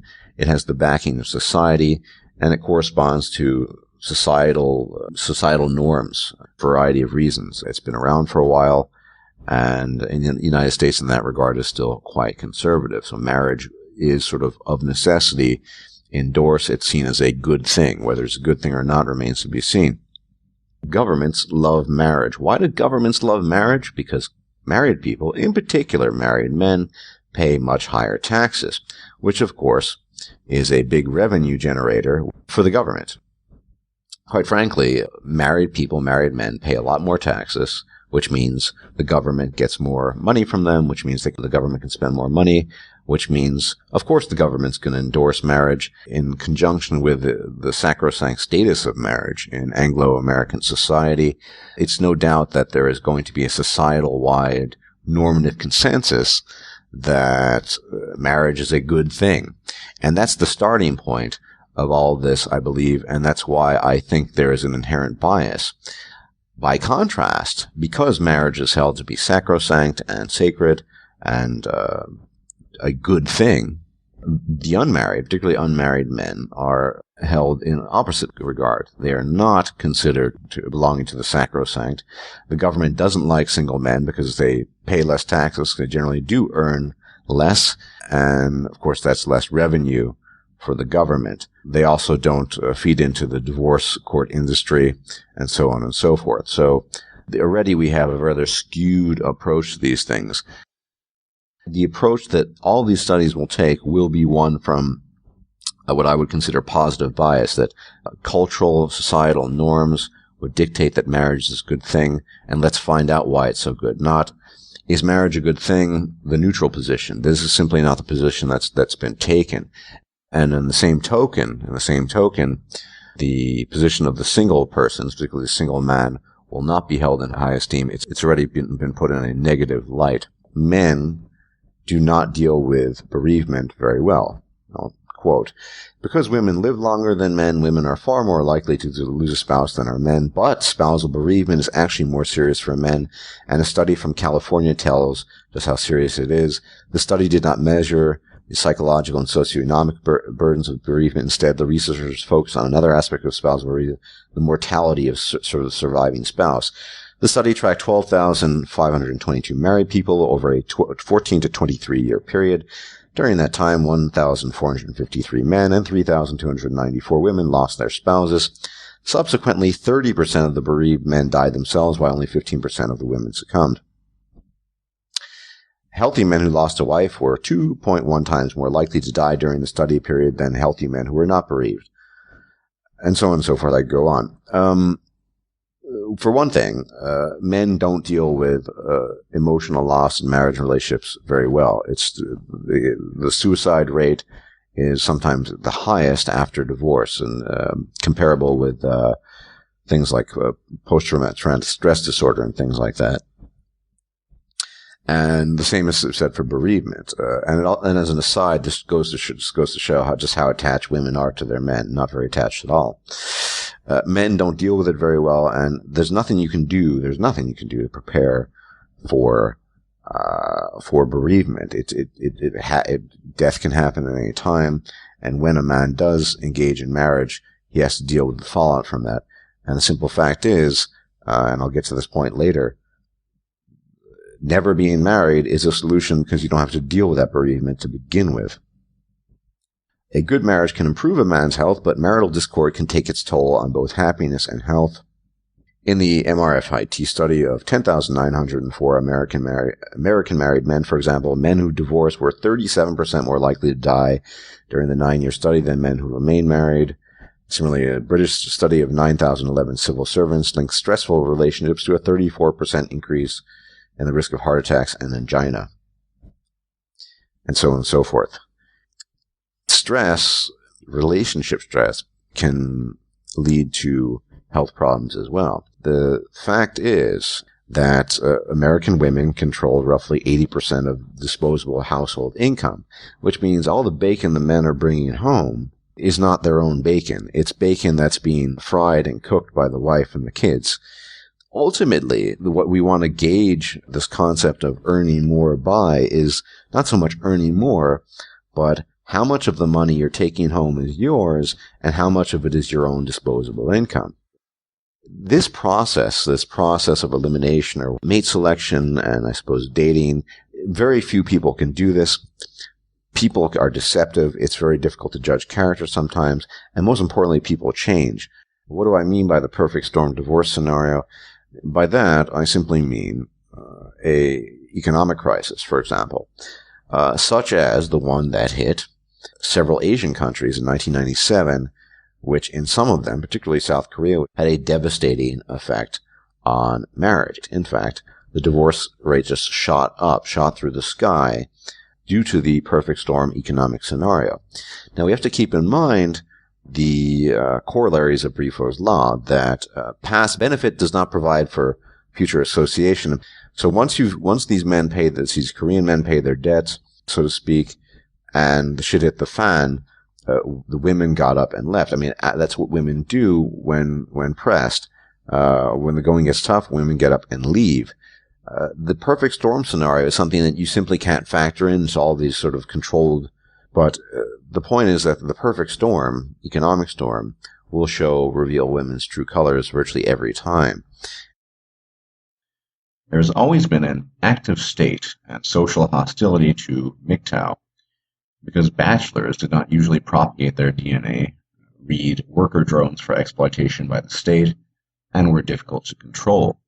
The state and government has always been about control of choices, control of desires, and this is no different. The state also has a vested interest in gathering revenue since it produces nothing by itself from its citizens, read dependents.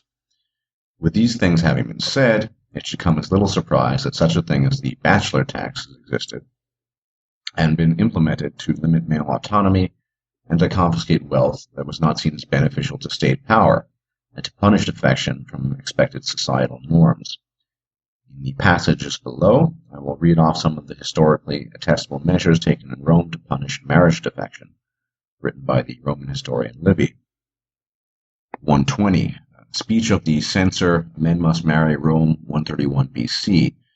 According to Livy, in 17 BC, Augustus read out this speech, which seemed quote-unquote written for the hour, in the Senate in support of his own legislation encouraging marriage and childbearing. Quote, "If we could survive without a wife, citizens of Rome, all of us would do without that nuisance. But since nature has so decreed that we cannot manage comfortably with them, nor live in any way without them, we must plan for our lasting preservation rather than for our temporary pleasure." Quote. 121. Prizes for marriage and having children.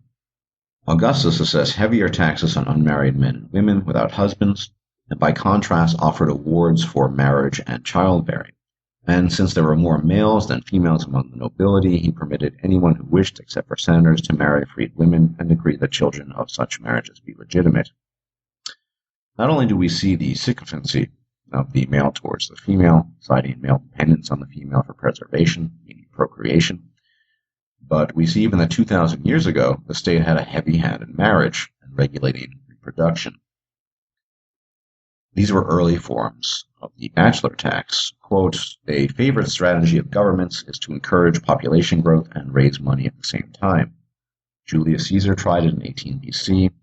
The English imposed it in 1695. The Russians under Peter the Great used it in 1702, as did the Missouri legislature in 1820.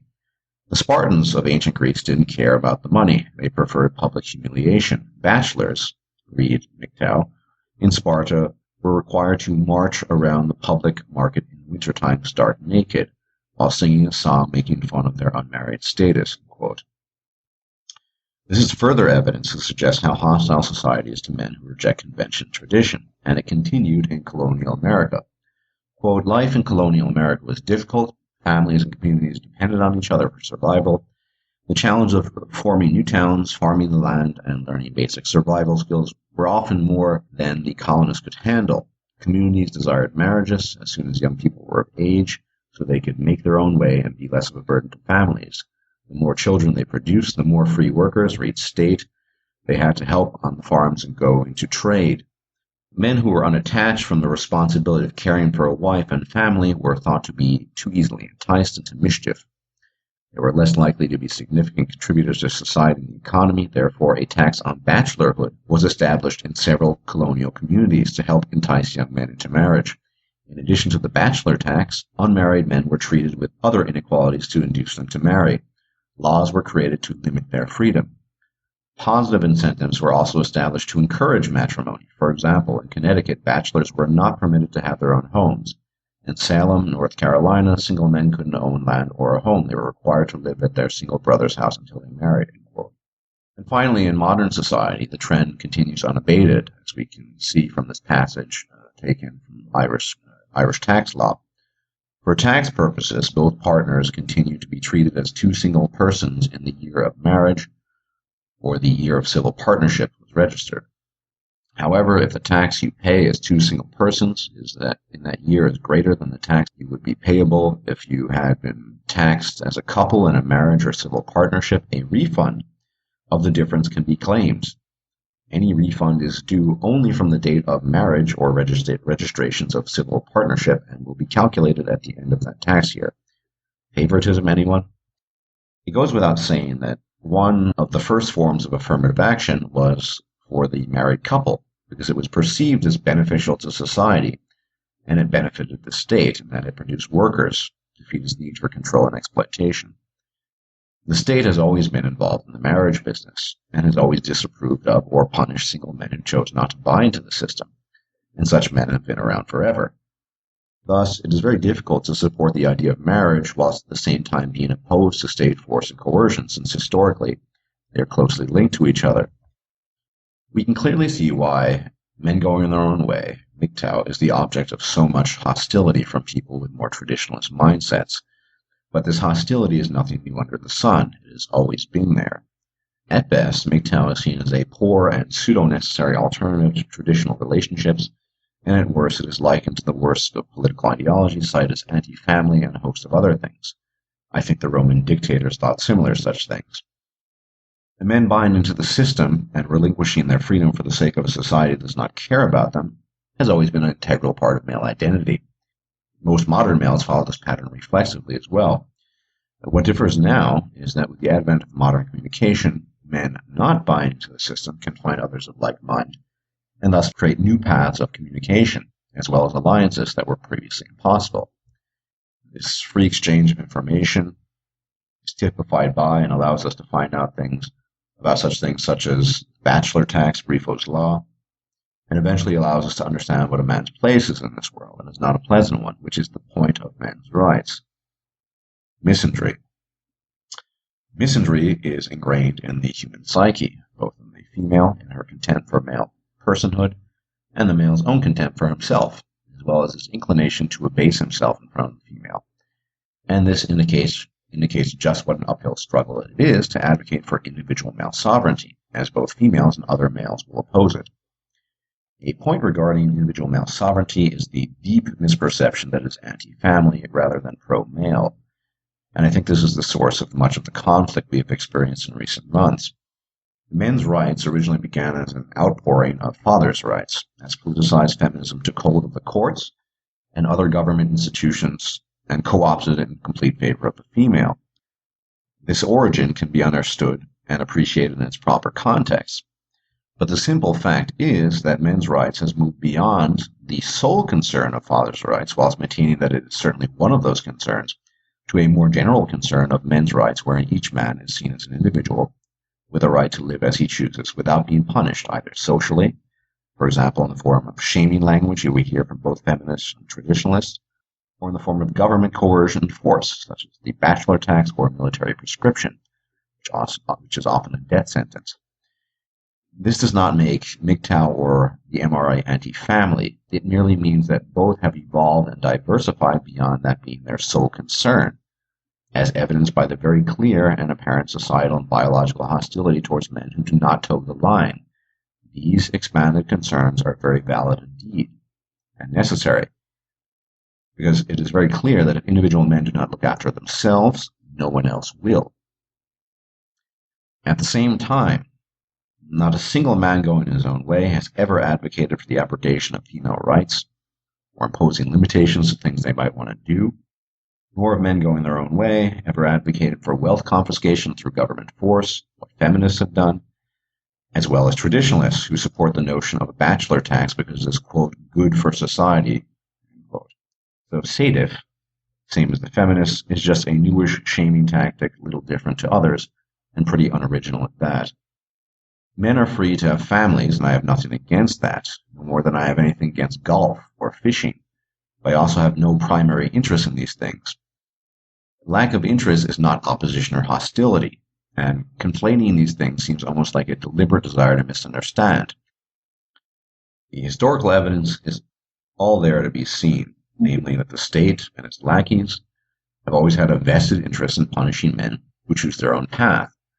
And just because there is a perception that certain aspects of state coercion might be beneficial to society, if our primary concern is the individual, then that argument is invalid. For this reason, it is important we remain on guard against what I term selective anti-statism, which can be seen in both the right and the left aisles. From the left, we often hear about rights, quote unquote, such as the right to education, a right to contraception, and so on. Whilst ignoring all these rights can only come from and derive from the theft of wealth of the individual who likely does not endorse these so-called rights, wealth confiscation. But the right is no different.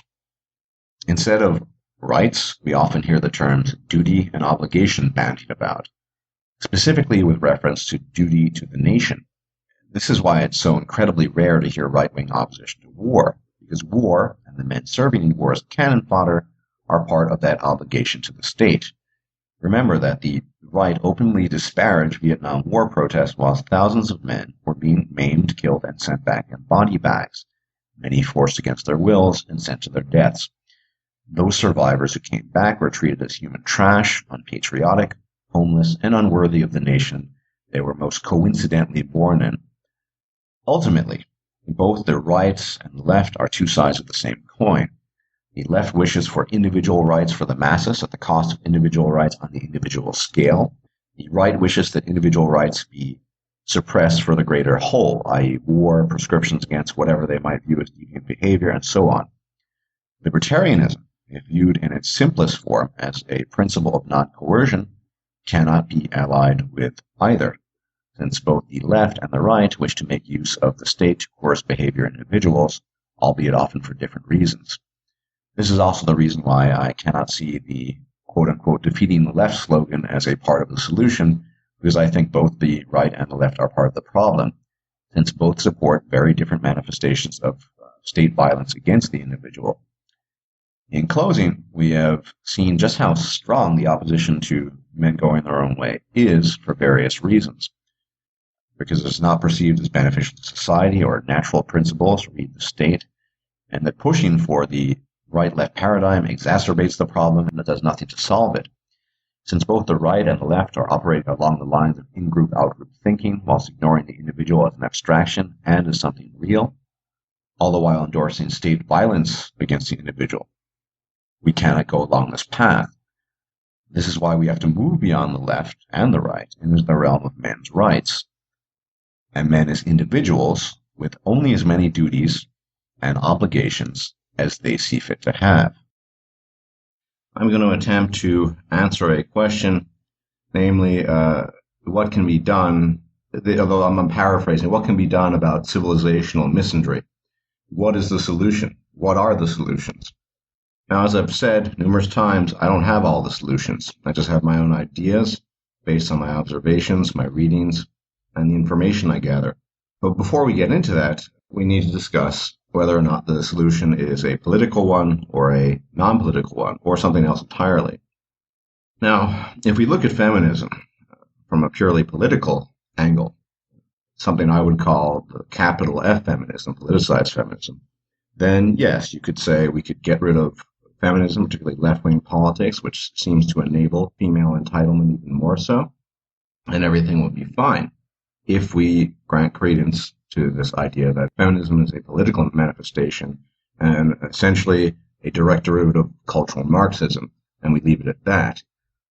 But as I've pointed out numerous times, there's something much, much deeper going on. There's an underlying cause and effect that is independent of politics. After all, we know that some form of feminism, you want to call it inherent female nature, whatever, has existed for at least millennia in the form of male disposability versus female reproductive ability being prized above all other things. And of course, this interplay between the two things, male disposability and female reproductive ability, it's really what everything runs on. So political structures will inevitably be some kind of reflection of those drives and instincts. There might be other elements to them that cannot be directly linked to those things, but that's basically the underlying basis for civilization itself. Reproduction, male labor, resources, male ingenuity, fueled by dominance hierarchy competition, with women in the background giving tacit orders and making use of their prized reproductive vessel status. That's really simplified, reduced to the most simplified parts. That's what it's about. A large part of the problem.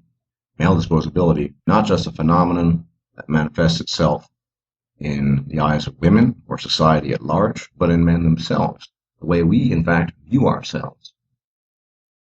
If we look at it in just a purely political sense, the solution seems simple. Get active in politics. Try to repeal misandric law. Get rid of rape shield laws. All these things. But it really just begs the question, where do these things come from?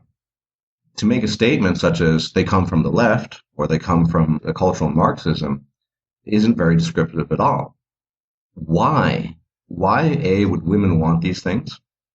B, why would politicians empower women by giving them these things? Mind you, mostly male politicians. That's not to be forgotten here. That's the dynamic we have to look at first. Why have women systematically desired these things and gotten these things, received these things on the end of the politicians? Why do they kowtow and cave into virtually every female desire? I think the answer is simple. We all favor the female over the male. Women will side with other women, and men will side with women over their fellow men in most cases. That is to say, women show an in-group bias, men show no such in-group bias. That is, we do not favor men just because we're men. But we do show that bias towards women, or share the bias with women favoring women. So it's not really that surprising that politicians, mostly male politicians, would enable the wishes of women. One by one, throughout the 20th century up until now, male politicians have yielded to the desires of women in the political sphere. It could be argued, and I would grant some credence to this, that reducing the size of government would not allow a lot of these legislative measures and what have you to be implemented, and that's true. But we still have the core problem: male disposability, female reproductive ability. That is the core issue. It's what everything is running on. It's the fuel. Women, I think, recognize that humanity favors women over men, and so that makes them, in fact, much more active in the political sphere than men tend to be. That is also a manifestation of men not sticking up for themselves, men viewing themselves as disposable, because men's needs, apparently in their own eyes as well as the rather obvious eyes of women, are just not important. Men are not important in the eyes of civilization and society.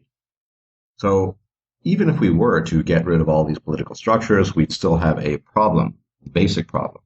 Never mind the fact that working within the system has been shown to be futile. It does seem that the system is just so flawed and so entrenched with capital F politicized feminism that combating the system from within the system is a doomed enterprise from the start. And so we come back to basic human perception and basic human nature. Male disposability in the form of him offering resources, labor, ingenuity, creativity, intelligence in order to gain access to female reproductive ability, which is her sole attribute usually. And because the system is so mired down in both lowercase feminism and uppercase feminism, I don't see working within the system to be a viable solution. So what is the solution? I believe the solution is a starvation policy, essentially a boycott.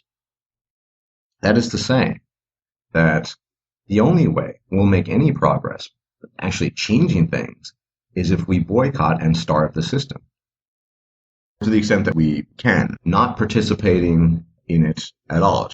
More importantly, withholding male resources, male ingenuity and creativity.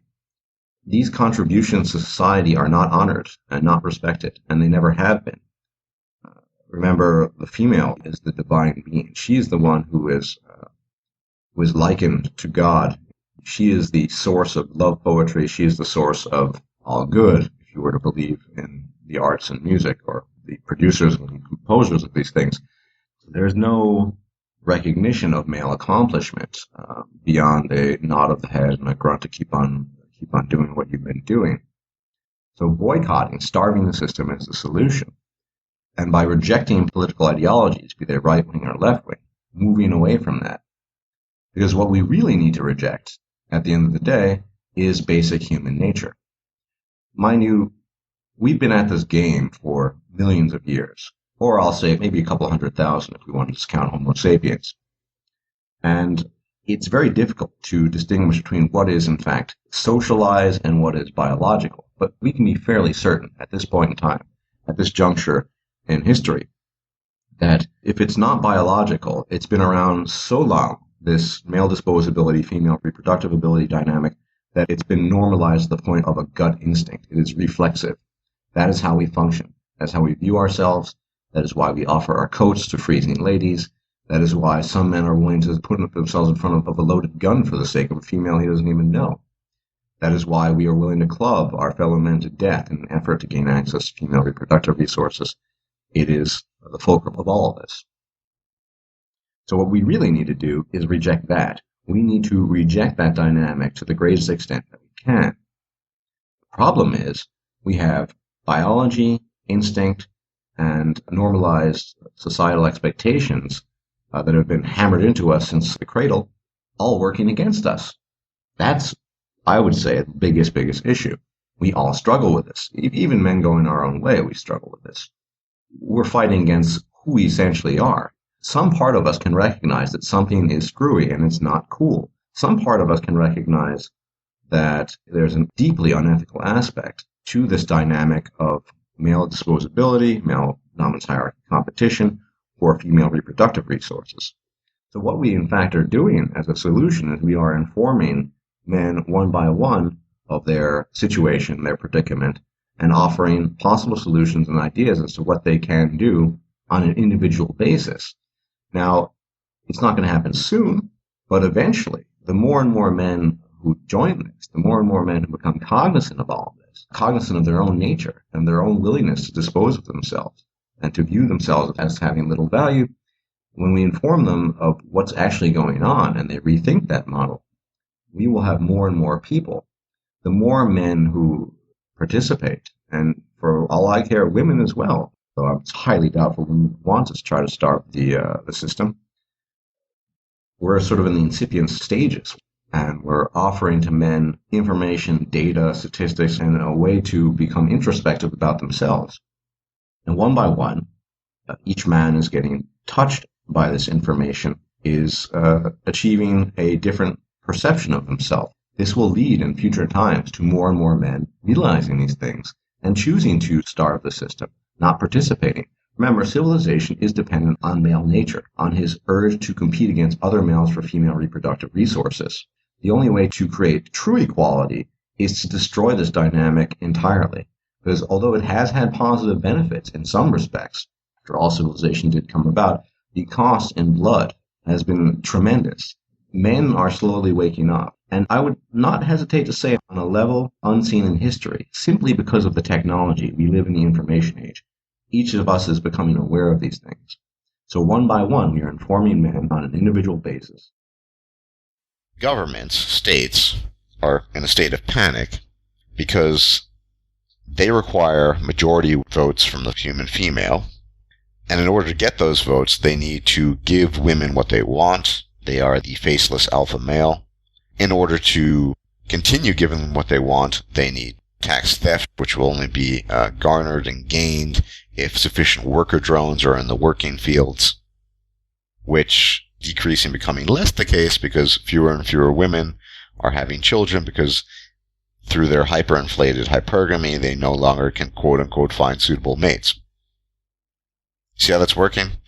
I find it amusing to no end that the machinations of the government to appease political female hypergamy has basically put governments in a massive catch-22, and they're fucked either way they go. If they rescind the benefits, they're going to lose the votes, and they don't want that. If they keep the benefits in the long run, population will continue to decrease because it's only getting worse. More and more women are quote-unquote outperforming men, which is a very relative term, and that's what's going to happen. And of course, men, slowly but surely, are waking up to it all. Men know that they've been had. Some of them do. And they want to shame men, call men whatever you want, but men are waking up, and men just don't care anymore. We don't care anymore if you call us man boys, or we don't want to assume marital obligations, or this or that, because we only have obligations when it comes down to ourselves and to those we call our friends or those individuals we care about. We don't have some sort of overarching cosmic obligation to take care of women or the family. It's a form of parasitism. This relationship between the faceless alpha male state, the faceless man, and the common woman. I'd say the host in this case is the government, the state, and the woman is feeding off of its benefits, and the state in turn is also a parasite. I mean, there's actually only one host, it's the men, but the men are leaving. I mean, they've recognized what the parasite is, they've extracted it from their bodies in growing numbers. The state is left by itself, and it still needs to give the other parasite, women, what women want. But the list is endless, right? Entire educational school systems tailored to female needs. They want the best of the best, and every woman apparently is entitled to it. And this is not me complaining about it, I'm just observing this.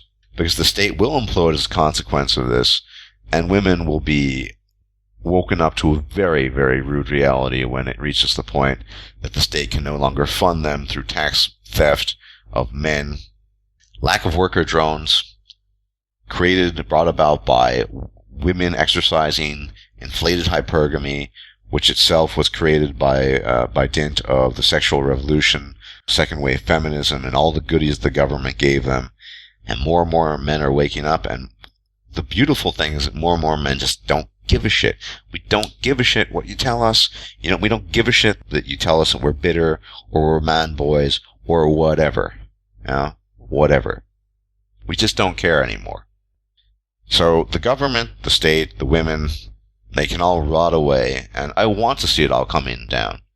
I'm not advocating violence, but in the spirit of Tyler Durden, without the violent aspect, I want to see the buildings come crashing down, because you reap what you sow. You reap what you sow, and those who have paid so little attention to human biology and to women's choices to the point where they won't even talk about it at all, they kind of deserve what they get. And that's where we're heading, worldwide. It's not just in the West. Men going their own way are an incredibly small minority. In fact, if you were to actually tell people in real life about some of these ideas, they would look like you have 5 heads. If they're a female and you tell them, they'll scream at you. They'll tell you how bad men are and how bad women have it. They engage in shaming language. We are a minority. We're not going to change the world. Sort of pose the question is what I think about fatherhood and how it all fits into all this. I think if I were still to adhere to the fairy tale that we've been told, that we've been fed, then I'd say, yeah, I'm all for fatherhood. It's a great thing. After all, in a biological sense, the only reason we're here is to propagate our DNA. But the problem is, and it seems to go readily hand in hand with the problem of having a relationship with a female, is that for the time being, you still require access to a vagina to do that. And after that happens, you belong to the state. You'll have state violence used against you. Once you set marriage, well, of course, that's usually, there are children born out of wedlock, but I'm sure that usually the state can coerce money out of men anyway. But quite frankly, what I think about fatherhood is I think it's a great thing. It's a great thing to propagate your DNA, spread your seed, but the risks are just too high. I'm sympathetic to the idea, only because I, like any other man, would ideally, in an ideal world, like to propagate my DNA. But the risks are just too enormous. But the other thing I would be concerned about if I were a father, particularly of a female, is that knowing what is inherent to female nature, I wouldn't be able to, it's not to say I wouldn't love the child, but I think I'd personally have issues seeing past the fact that she would always view men in an exploitative fashion. She might love me in the sense that there's some sort of blood kinship there. That seems to be the limit of female love. But at the end of the day, you're not getting any bang for the buck. You as a father have almost no rights. The minute your female spouse says, well, I'm going to get a divorce, file divorce, and kicks you out of her life and your children's lives, it's just not worth it.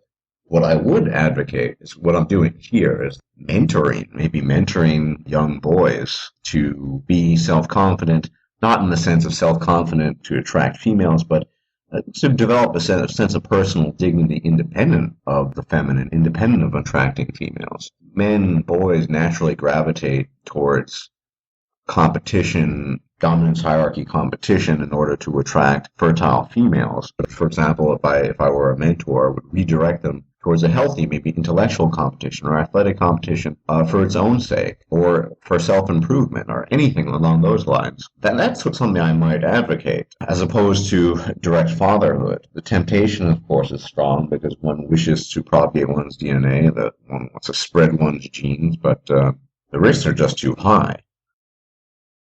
What men going their own way, however, do is the complete opposite of biological determinism. Inasmuch as men go in their own way, very consciously, reject the dictates of their biology, because those dictates have revealed themselves to be manifestly harmful to men, i.e. themselves.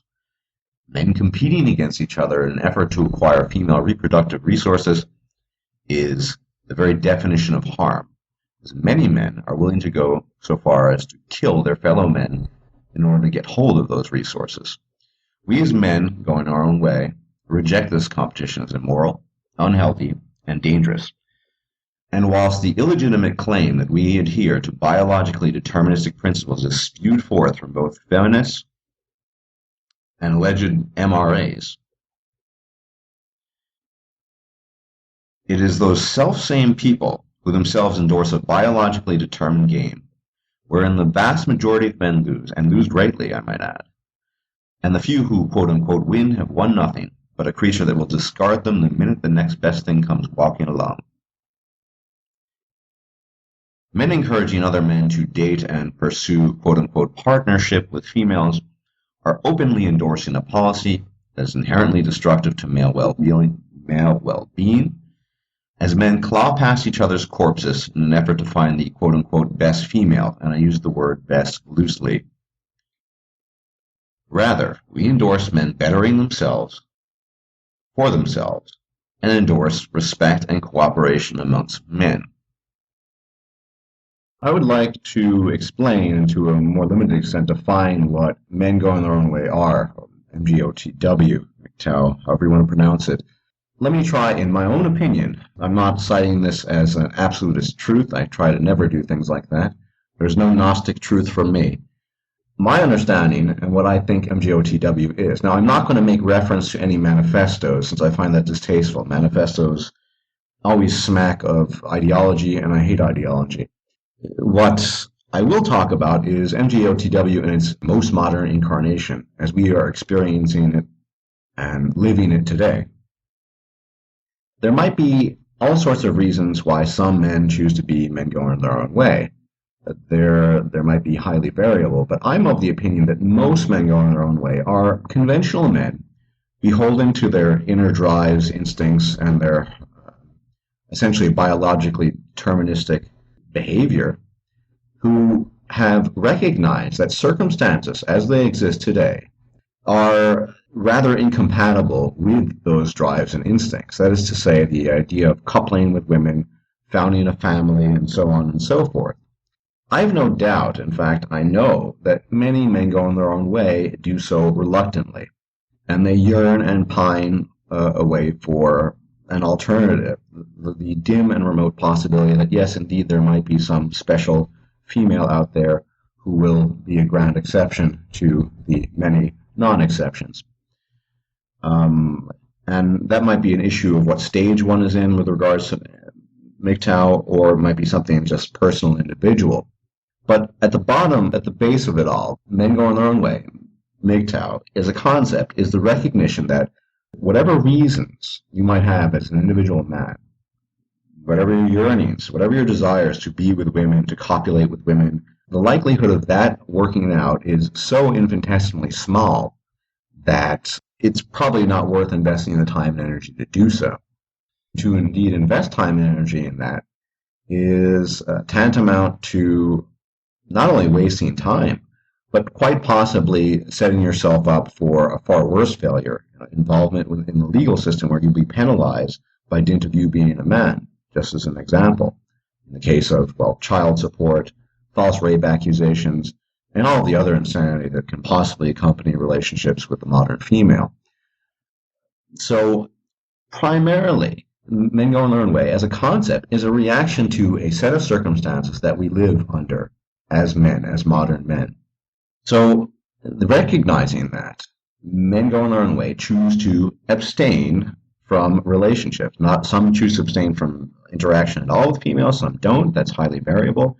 But the idea of, I don't like using the word tradition, the traditional relationship in the sense of engaging in female partnership and then reproducing with said female and so on and so forth, that the risks are simply too great. Whether some men going their own way do so reluctantly or do so with joy or a sense of freedom or a sense of bitterness is highly irrelevant with regards to this, because that is the bottom line. Not just all the legal stuff, but anyone who's been in a relationship with a modern woman, and I think many of us have, I mean, it's a circus act, vaulting through hoops nonstop in an effort to please her. And one might claim you can filter out the good ones from the bad ones, but it's almost impossible. I mean, you never really know a person. People change over the years. It's just too much of a risk. And essentially, that is what men going their own way is about. It's risk assessment. What are the risks? Are the risks too great? Being man going his own way, in contrast to some people claiming otherwise, does not mean being a total hermit. It doesn't mean not being concerned about people, not taking part in, I don't know, community. I mean, you can do all of these things. It simply means that the risks associated with relationships are too great. And those people, those men who are utterly convinced that their sweetheart is not of the sort, not of the ilk that we sometimes talk about, well, I'll let time decide that for you. But I'm a bit sick and tired of the accusations, of the misrepresentations of what it means to be a man going your own way. Beyond the more or less objective definition I've given, description, we're all completely different individuals. We come, in some cases, from completely different parts of the globe. Some of us live in the States, some of us live in Europe. I know several who live in Asia. We're all very different. I would say all agree that the risks are just too great. It's not because we can't get laid. Mind games, as I said, the endless vaulting through hoops, spending money, the mood swings, the tantrums, and all of that. It's simply not worth it. I've been thinking a lot about the evolution of a man going his own way, and I think it might be helpful to spell out the process. I think we all go through various stages on our way to becoming men going their own way. It's not a clear-cut thing, and it's a process that can, in some ways, be indefinite in time in terms of the time span. Some people it happens very quickly, and others it doesn't. And some people are in the middle.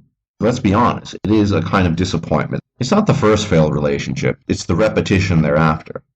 And then you start wondering, is there something up? To complement that from the outside, you start reading, maybe not reading, who reads women's magazines, or looking at the covers, or hearing stories, or watching telly, or whatever. And you start hearing things that you will now, in your current state of a man going his own way, identify as being deeply misandric, but you're just thinking, what's up with that? Men are all pigs.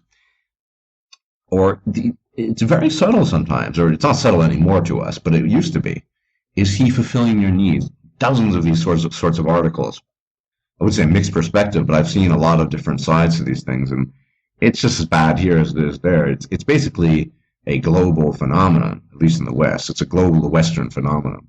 And so you just think, this is just screwy. What's wrong with it? There's something wrong with the picture here. Then you add it to your experiences with your relationships. And it just becomes very, very, very strange that there seem to be too many coincidences.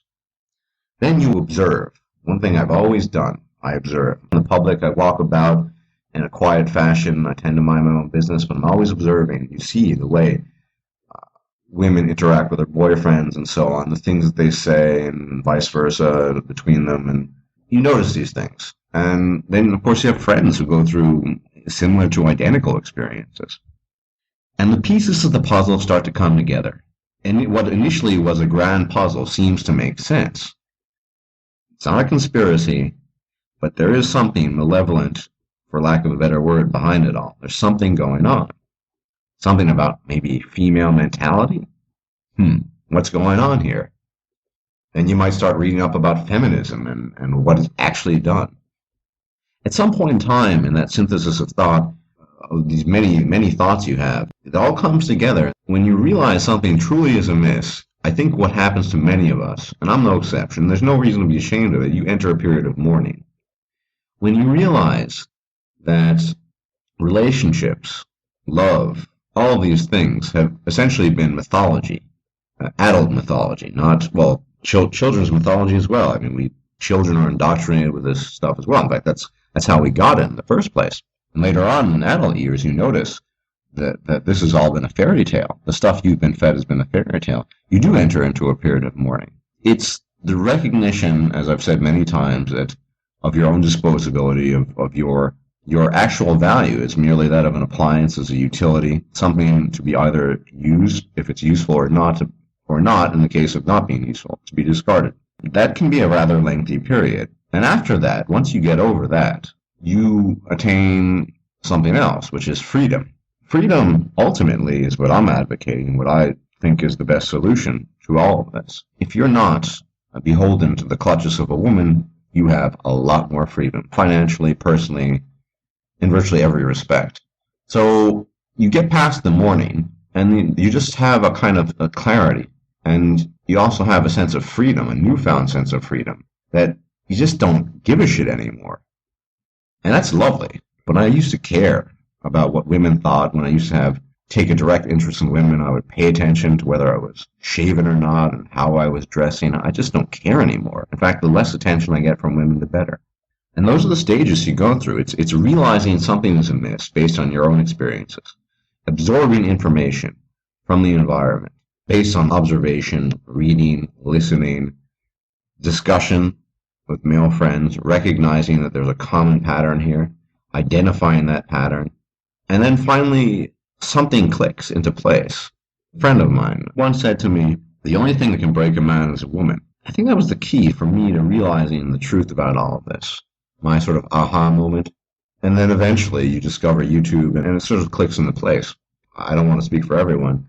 I think that's how most of us become men going our own way. It's a repeated pattern based on our observations of our own relationships and the women we were involved with, friends, observations, environment, media, all the media influence. It's all out there.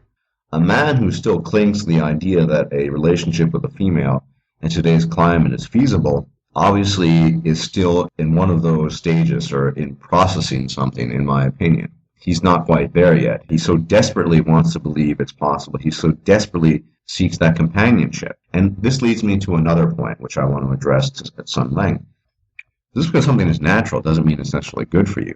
There's a lot of poisons that are natural. You're not going to take them.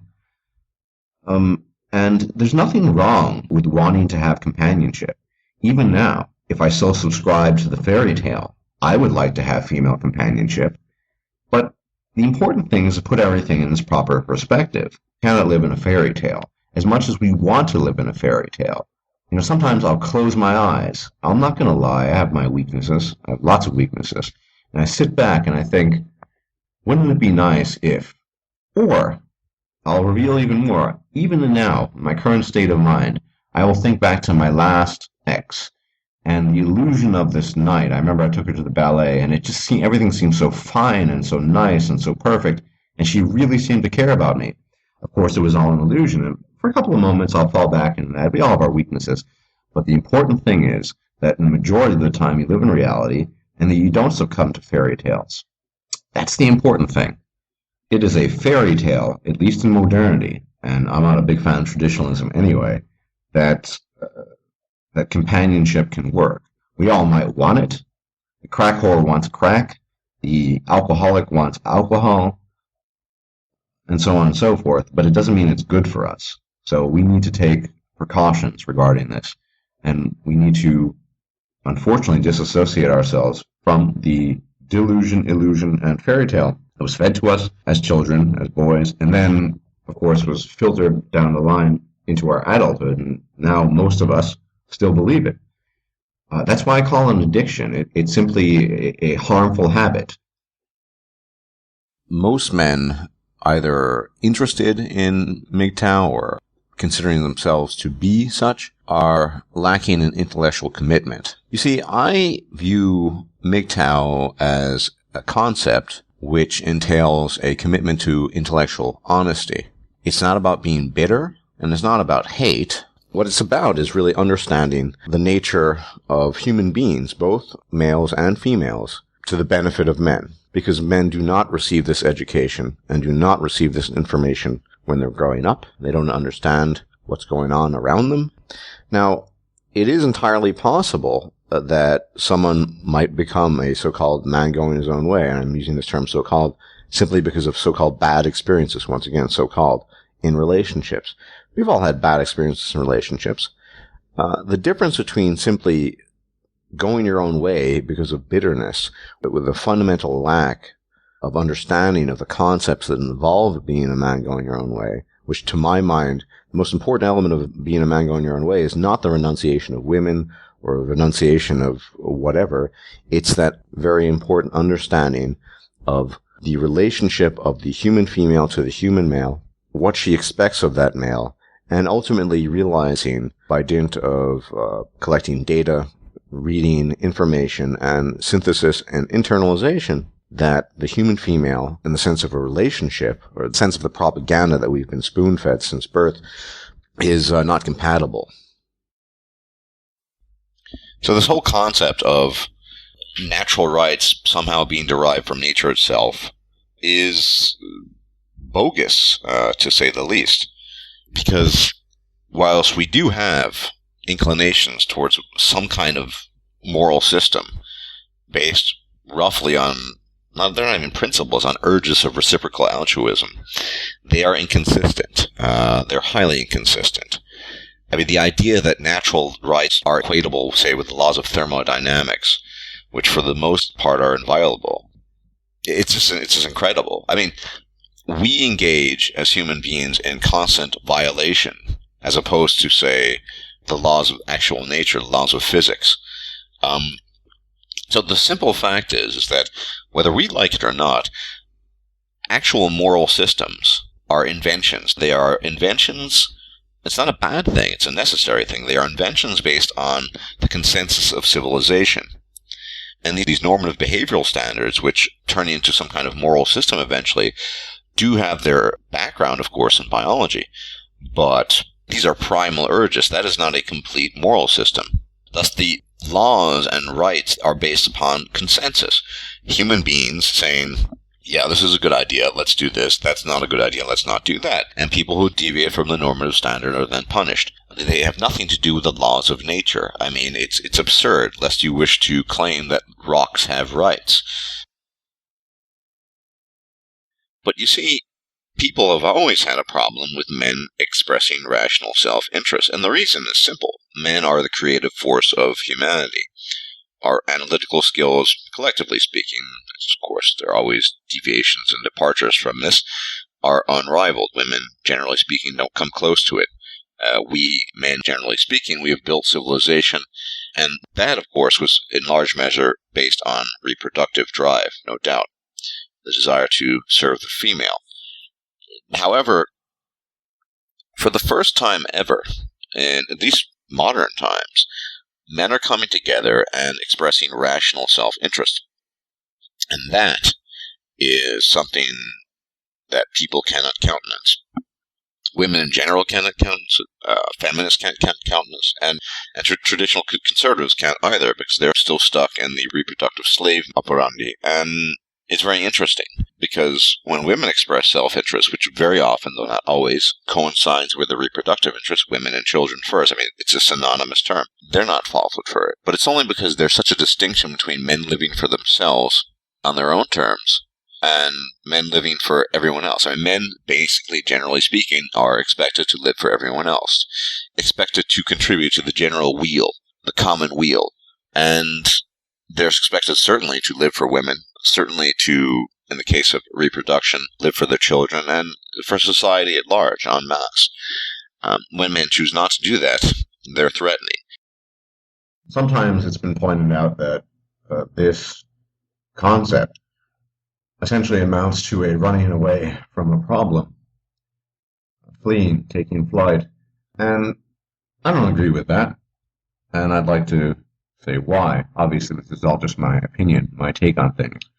Basically, I don't think that withdrawing yourself from society and going your own path is running away. I think I can find an apt analogy in the concept of a faulty product. Let's say there was some very important product of allegedly great use to the masses, and the actual production of the product was shabby, and that the people behind the advertisements and the advertising, they were masterminds of advertising, of convincing people of subliminal manipulation, if you will. And so many people buy this product even though it's not good for them. And amongst the people, there comes into existence some sort of movement, some sort of concept of boycotting the product. The motivation behind the boycott is to decouple this particular company that makes the product, and as I said, it makes this product an illegitimate way, and it presents the product through illegitimate, or at the very least manipulative advertising,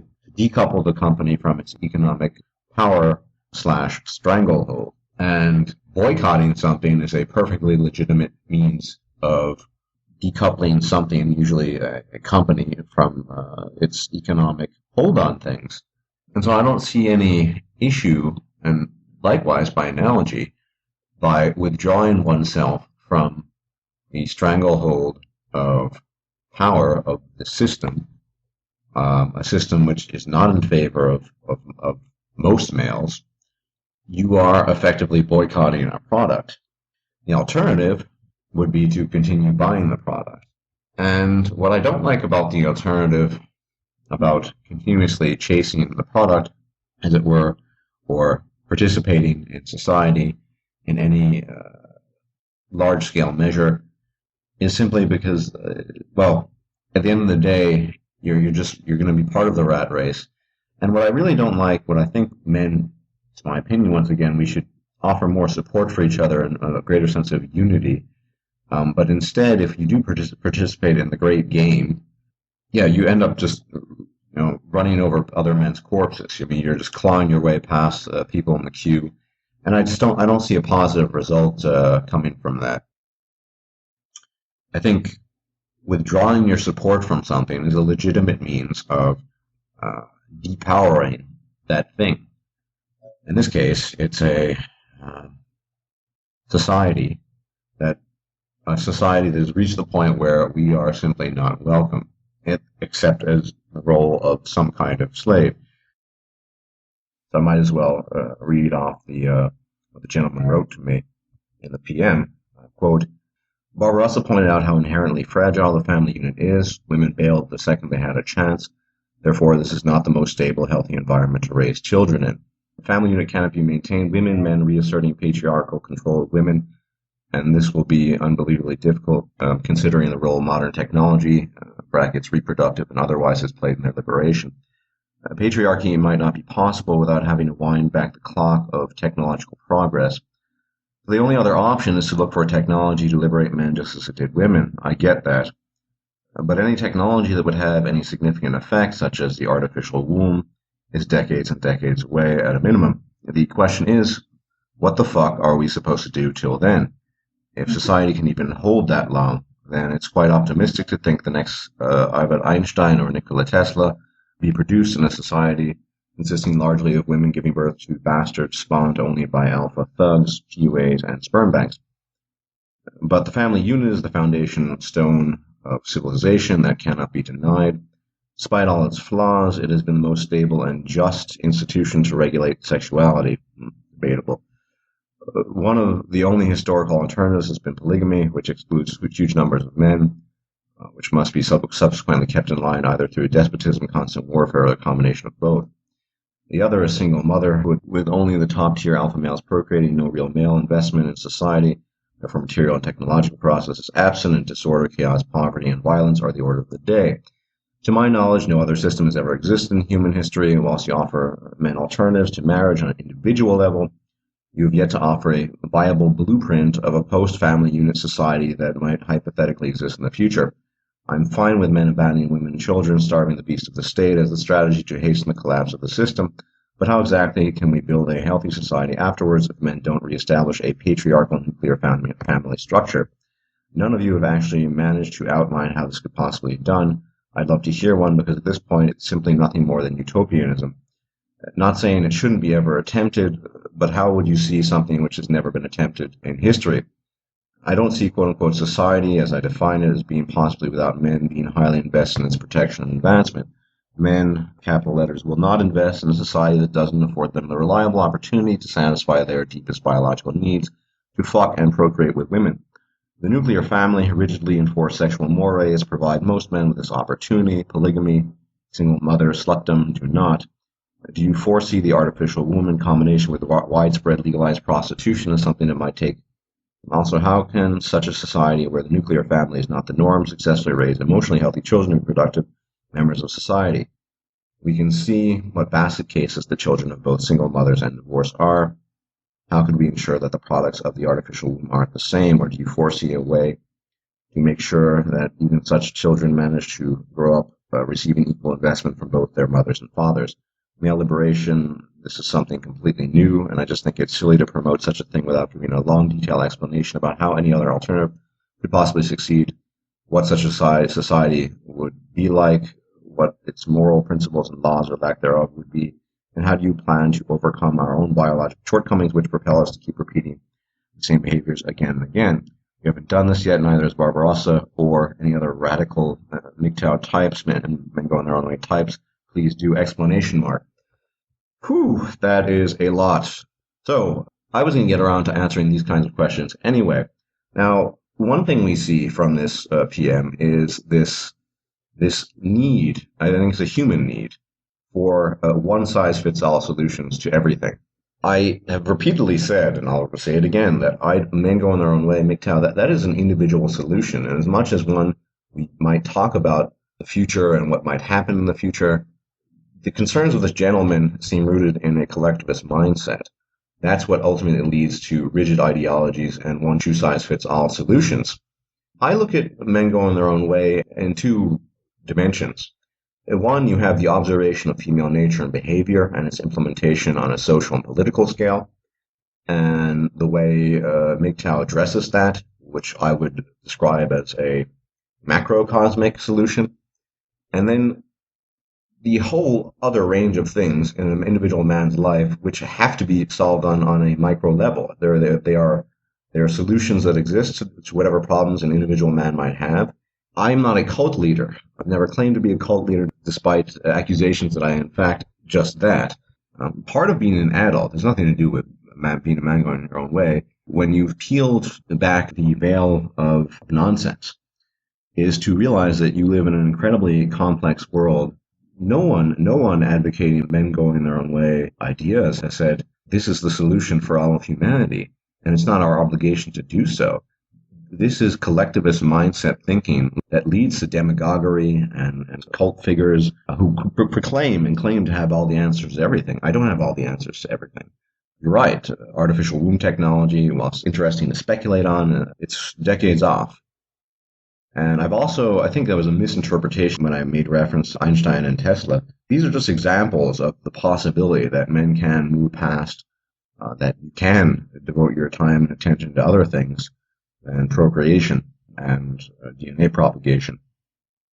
Part of the struggle, of course, as a man going your own way is not only do you have the chaos of the abyss that every individual has as an adult, but it's often suppressed through ideology and acceptance of social norms, but you also have something else. I mean, you rejected what so many people adhere to almost on an instinctual level. So that opens up a whole new can of worms. But yeah, I'm not optimistic. I'm not going to lie about that. I think eventually we probably will fall back into some sort of patriarchal system of provider workforce for the woman, something along those lines. We see this with a lot of these traditionalists jumping on the bandwagon, and I think that should be resisted to the extent that it can be. But we also see how easily men will just fall on their knees in self-abasement when a female offers him praise. This is part of the unfortunate deep mother-male need, this need for female approval. And you're right, many men will not be able to think past that, stand naked in the face of reality, accept that you were infinitesimally small, perhaps even insignificant, and in spite of that, find value in yourself and in those you choose to attribute value to. That's how I live my life. It's not a perfect model. I'm not always content, but usually I'm fairly content. And you're on a path that will lead to a legitimate form of contentment, one that's not illusory and one that will not deceive you. Beyond that, I can't say very much, but I do appreciate your PM, and I hope you find your way. And once again, we return to the issue of so-called herbivore men in Japan, who are either not interested in sex or women don't find masculine enough. A study was released earlier this year in which it showed Japan's young people are shunning the idea of marriage and having children. Now, this is all very interesting, but the bottom line here is that shunning the idea of marriage and having children, there must be a reason for that. Now, the reason seems fairly obvious to me. I've talked about both Japanese and Korean society previously, and how it's essentially a work-yourself-to-death society for the male. It stands to reason that most men, be they Japanese or whatever, have no interest in working in such an environment. There's very little reward, personal at least. They are very collectivist societies, and individuality is heavily subjugated. But if a man is going to be miserable doing something, then why should he do it? In order to have a lack of appeal to a majority of women on that massive level, there must be something major going down. Men are choosing just to do their own thing. And I'm of the inclination, though I'm by no means an expert on it, that many of these herbivores, whilst they do have certain tendencies in the general description box of what a Japanese herbivore is, I think a lot of them might be a lot more individual than people are suggesting. And the fact that they're just not interested in sex or women doesn't mean that they're gay by any means. It simply means that they just don't care anymore. And they know that society doesn't give a shit about them, so why should they give a shit as well? So in Japan, at least, there seems to be a very real danger of the society sort of collapsing and imploding, of society itself falling apart. The point is that, unlike the West, there's been a very fast reaction in Japan. I suspect because of the 90s, the zombie banks, and well, financial crisis, which they've never really recovered from entirely. And what we see is men unwilling to engage in worker drone behavior. This will come elsewhere. It's just a matter of time. If you have an extremely collectivist society, which requires the obedience of men in the role of the provider worker drone, the collapse of that society will come that much more quickly. It's clear. If there are more internal social pressures being exerted on a certain percentage of the population, in this case, half of them men, many of them are going to defect from those social expectations and go their own way. In essence, these men are simply MGTOW. Their men are going their own way, and men going their own way are only defined by choosing not to pursue women in relationships or marriage. But what are the consequences? Now, following what I'm going to say right now is admittedly a bit of speculation. But as much as we like to think we've advanced past some of the forms of government, we are just a hair's breadth away from that at the end of the day. We always are. Unlike the laws of science or nature, human political institutions are mutable and they change. So things can change in the blink of an eye. Why am I saying this?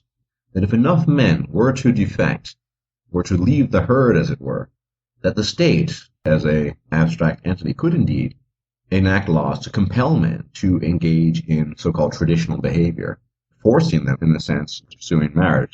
What you could see as a model is not only with shaming language, but the shaming language has always been there, but beyond shaming language, the state could levy extremely draconian tax measures on single men in an effort to extract their wealth and resources, thereby forcing them to engage in partner seeking and marriage. Married couples already have in many states in the United States. I'm not sure at the federal level, certain tax advantages over non-married people. Unjustly, of course. I think everyone should have low to no taxes whatsoever, but that's another issue. So the biological urge and drive for reproduction enforced by women, the state, and men themselves, men going against their fellow men, punishing their fellow men, it's all there. It's all there in the making. We are standing, as it were, at the edge of the abyss. And we can see this in Japan, in a society where the internalized collective pressure put on men there has forced them into a very extreme position and a very extreme reaction. It's going to be a lot more gradual, though not that much more gradual in the United States and in the West in general, because we don't have that neo-Confucianist collectivist society. It's going to take a little longer. But we need to be aware of the very real possibility of the state taking measures that could potentially punish men choosing not to pursue the marriage game. In this video, I want to explore the concept of tribalism, the manifestation of in-group, out-group thinking, which in prehistory was very important to the survival of the species. Tens of thousands of years ago, when we were basically all still living in caves, we existed in small groups as hunter-gatherers, and life was short and brutish. It was essential that group cohesion exist and function as best as possible, because if it did not, death was the result. In order to bring about this cohesion, the perception that outside forces were a potential life-threatening danger was nigh essential, and this was especially true of those humans who did not belong to the local tribe or group.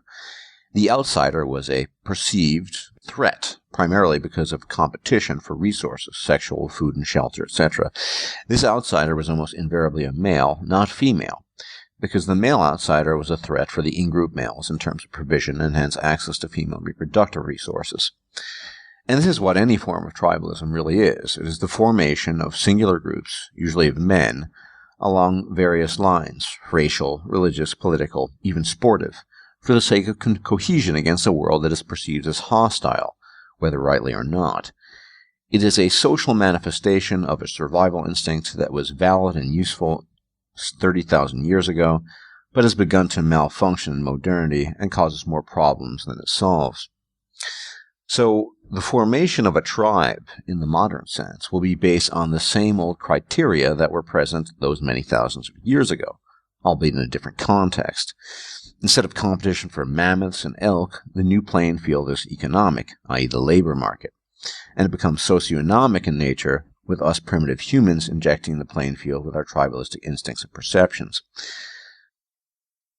In the past, conquered women were more often than not assimilated into the conquering tribe, having uteruses they do, whereas the men were simply killed outright, or imprisoned, or enslaved.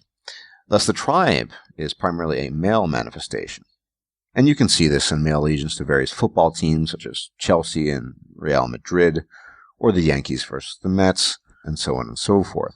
The sport-based tribe, however, is a relatively harmless manifestation of the tribalistic mentality. It is nonetheless a manifestation of it. Generally speaking, apart from the sisterhood itself, which it should be mentioned is not a tribe, but a sex or gender-based allegiance, women manifest no such tendencies to form tribes, since tribal formation is based upon concerns for survival and reproduction, specifically reproduction competition, where one group of males forms an alliance to outdo the other in order to maintain and or acquire assets for survival, and consequently assets for production. So whilst women are members of a tribe, they are rarely its founders. Once sufficient mechanization, urbanization, and greater population concentrations manifest themselves, tribalistic tendencies will almost automatically be reduced, i.e. racism will be reduced. And we can see this in some of the most successful nation-states of modern Asia, such as Malaysia and Singapore, both of which are composed of diverse ethnic populations, all of whom are Malaysians and Singaporeans respectively, though speaking several different languages and being culturally and ethnically different and distinct as well. They are both small countries with very condensed populations and high degrees of mechanization and industrial development. Essentially, the more modern a state becomes, the less racism, i.e. tribalism, we found there. The same cannot be said about feminism, which I will get to shortly. Furthermore, despite tribalism being largely a natural byproduct of a survival mechanism to form groups to the exclusion of other groups, it is, as far as can be observed, largely a phenomenon that is further groomed by socialization, or not, meaning it can be counteracted rather easily. If it weren't, it would not have been possible to have reduced it significantly, nor for that matter would you find the very common phenomenon of friendships amongst children with very different backgrounds, which can be seen all the time these days. Yet we find a very different picture with regards to the sexes, men and women. In contrast to children of the same sex but of differing ethnicities, the two sexes practice self-imposed segregation from a very early age onwards. Another prominent feature of children's friendships is gender segregation, the tendency of children to associate with others of their same sex. Consider the situation we observed while testing 4-year-old children in a preschool. As the children returned from their outside play period, a new boy in class took a seat in the circle of chairs. Several other boys ran immediately to him, yelling, "Get up, that's where the girls sit." Hearing this, the new boy leapt up and began to furiously dust off the back of his pants. What did he think was on the chair? Cooties. There's no doubt that gender segregation exists. In fact, it is nearly universal, occurring in every cultural setting in which researchers have observed children selecting playmates. How does it begin and why? There are no clear answers to these questions, but we can learn more by looking at how gender segregation evolves across childhood and adolescence. By 2 to 3 years of age, children are beginning to show a clear preference for playing with other children of their own sex. At this age, children are more interactive and sociable when playing with same-sex friends. When they are with the opposite sex, they tend to watch or play alongside the other children rather than interact directly. Gender segregation is very prominent after the age of 3. Preschool children spend very little time playing one-on-one with the opposite sex. They spend some time in mixed-sex groups, but spend most of their time, by far, playing with same-sex peers. By 6 years, segregation is so firm that if you watch 6-year-olds on the playground, you should expect to see only one girl-boy group for every 11 boy or girl groups. Now, the same claim cannot be made about same-sex peer children of differing backgrounds and or races, assuming proper socialization. They're really apples and oranges, completely different things. And speaking of which, the title of this video refers to the apples and oranges situation that is feminism versus racism. While both are fruit, i.e. they're both biological in origin, they are very different fruit indeed. At this point in time, you might be scratching your head as to why I'm talking about this at all. I'm talking about this because one argument you'll often hear is made along the lines of the civil rights movement in terms of men's rights. But just as apples and oranges are differing fruits, so too are feminism and racism very different animals. Consider for the moment, based upon what I have thus far elaborated on, namely the combined forces of mechanization, industrialization, larger population concentrations, as well as expanded job opportunities due to technology, that all of these things contribute to the attrition of racism and most other forms of tribalism. Combined, I might call this the globalization effect. And now with the internet and other intercontinental means of communication, it's taking place at an even faster rate. And that's what worldwide interconnectivity does. It reduces the amount of tribalism we have. Yet, what do we observe with regards to feminism? We observe the exact opposite effect. The more mechanized the world becomes, the more urbanization takes place, the more job opportunities available we see, not a retreat of feminism, but an advancement of it. And by that, I do not mean capital F feminism, but primarily lowercase f feminism. That alone should give us all pause, because if we are to draw analogies between activism against racism and activism against feminism, because the former will be reduced over time if the aforementioned conditions are in place, with activism playing, in my eyes, a relatively small role, at least compared to these other effects such as mechanization, population growth, urbanization, and the latter grows, latter being feminism, grows if aforementioned conditions are in place. Women at worst in history lived under benevolent sexism in the past, but their lives were always valued and prioritized and preserved above those of men. When men created the conditions that led to modernization and mechanization, such that women were in a position to leave benevolent sexism behind, they did so in droves, and the world, specifically the world of men, granted their wish. Women have always been the primary concern of human beings. It's why, more often than not, women were assimilated into new tribes and men were eliminated in times of war in the past, and it's why 80% of our ancestors were women and only 40% were men. Tribal allegiances are malleable and can change, and have changed. But the dynamic of women before men is universal and was never malleable. More than anything else, it was the cornerstone of the biological reproductive imperative, and remains so, and remains very much imprinted in the minds of everyone on an unconscious level. Now I'm going to quote something that Girl Writes What wrote to me in a PM conversation, because I find it fairly relevant to the discussion at hand. Quote, "The only way we're going back is if we blow ourselves into the Stone Age, at which point people who've ever been dependent on light switches or a microwave will be very quickly dead, and patriarchy will become necessary. That means, and I believe a less thankless form and less severe relative to the conditions for everyone, of male disposability. In other words, everyone will be suffering way more than now, and men will suffer the most. If we go forward on the path we are now, men will perhaps suffer less than they did 500 or 1,000 years ago, but relative to the treatment of women, they'll be more disposable than ever. Men had to be getting something out of the deal all through history, something valuable enough for it to at least seem worth the trade. There were ways for them to be useful to women, and society that didn't always demand that they be put through the grinder. But yes, being more useful than women is what establishes a man's value in the human community. The more women can be provided for and protected by faceless entities rather than individual man, the more you deprive him of the only currency with which to purchase the means to convince society to keep him around. Instead, everyone will focus more and more on how much trouble he is to women, how harmful and dangerous, how predacious, how unfair and useless, how recalcitrant, and how unwilling, not unable because of hyperagency, he is to pay his own way. The past had wars that culled millions of men. The future, where we're going now, will have prisons and work camps where we'll put more and more men into who inconvenience women." End quote. So you see where all this is going? This is not simply a matter of activism, as we are combating something that most people act upon not subconsciously but unconsciously, so deeply rooted it is in our biology.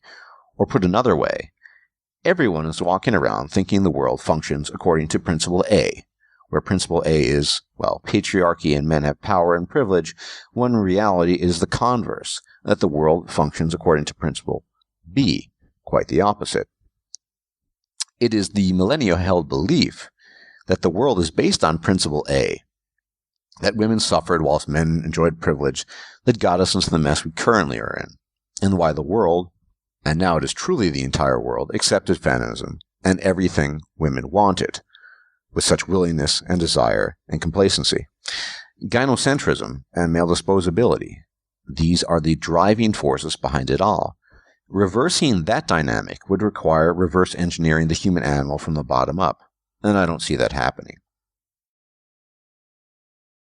Focusing on your individual race within the men's rights movement, with male issues, men going their own way, is totally counterproductive and indeed, in my opinion, a waste of time.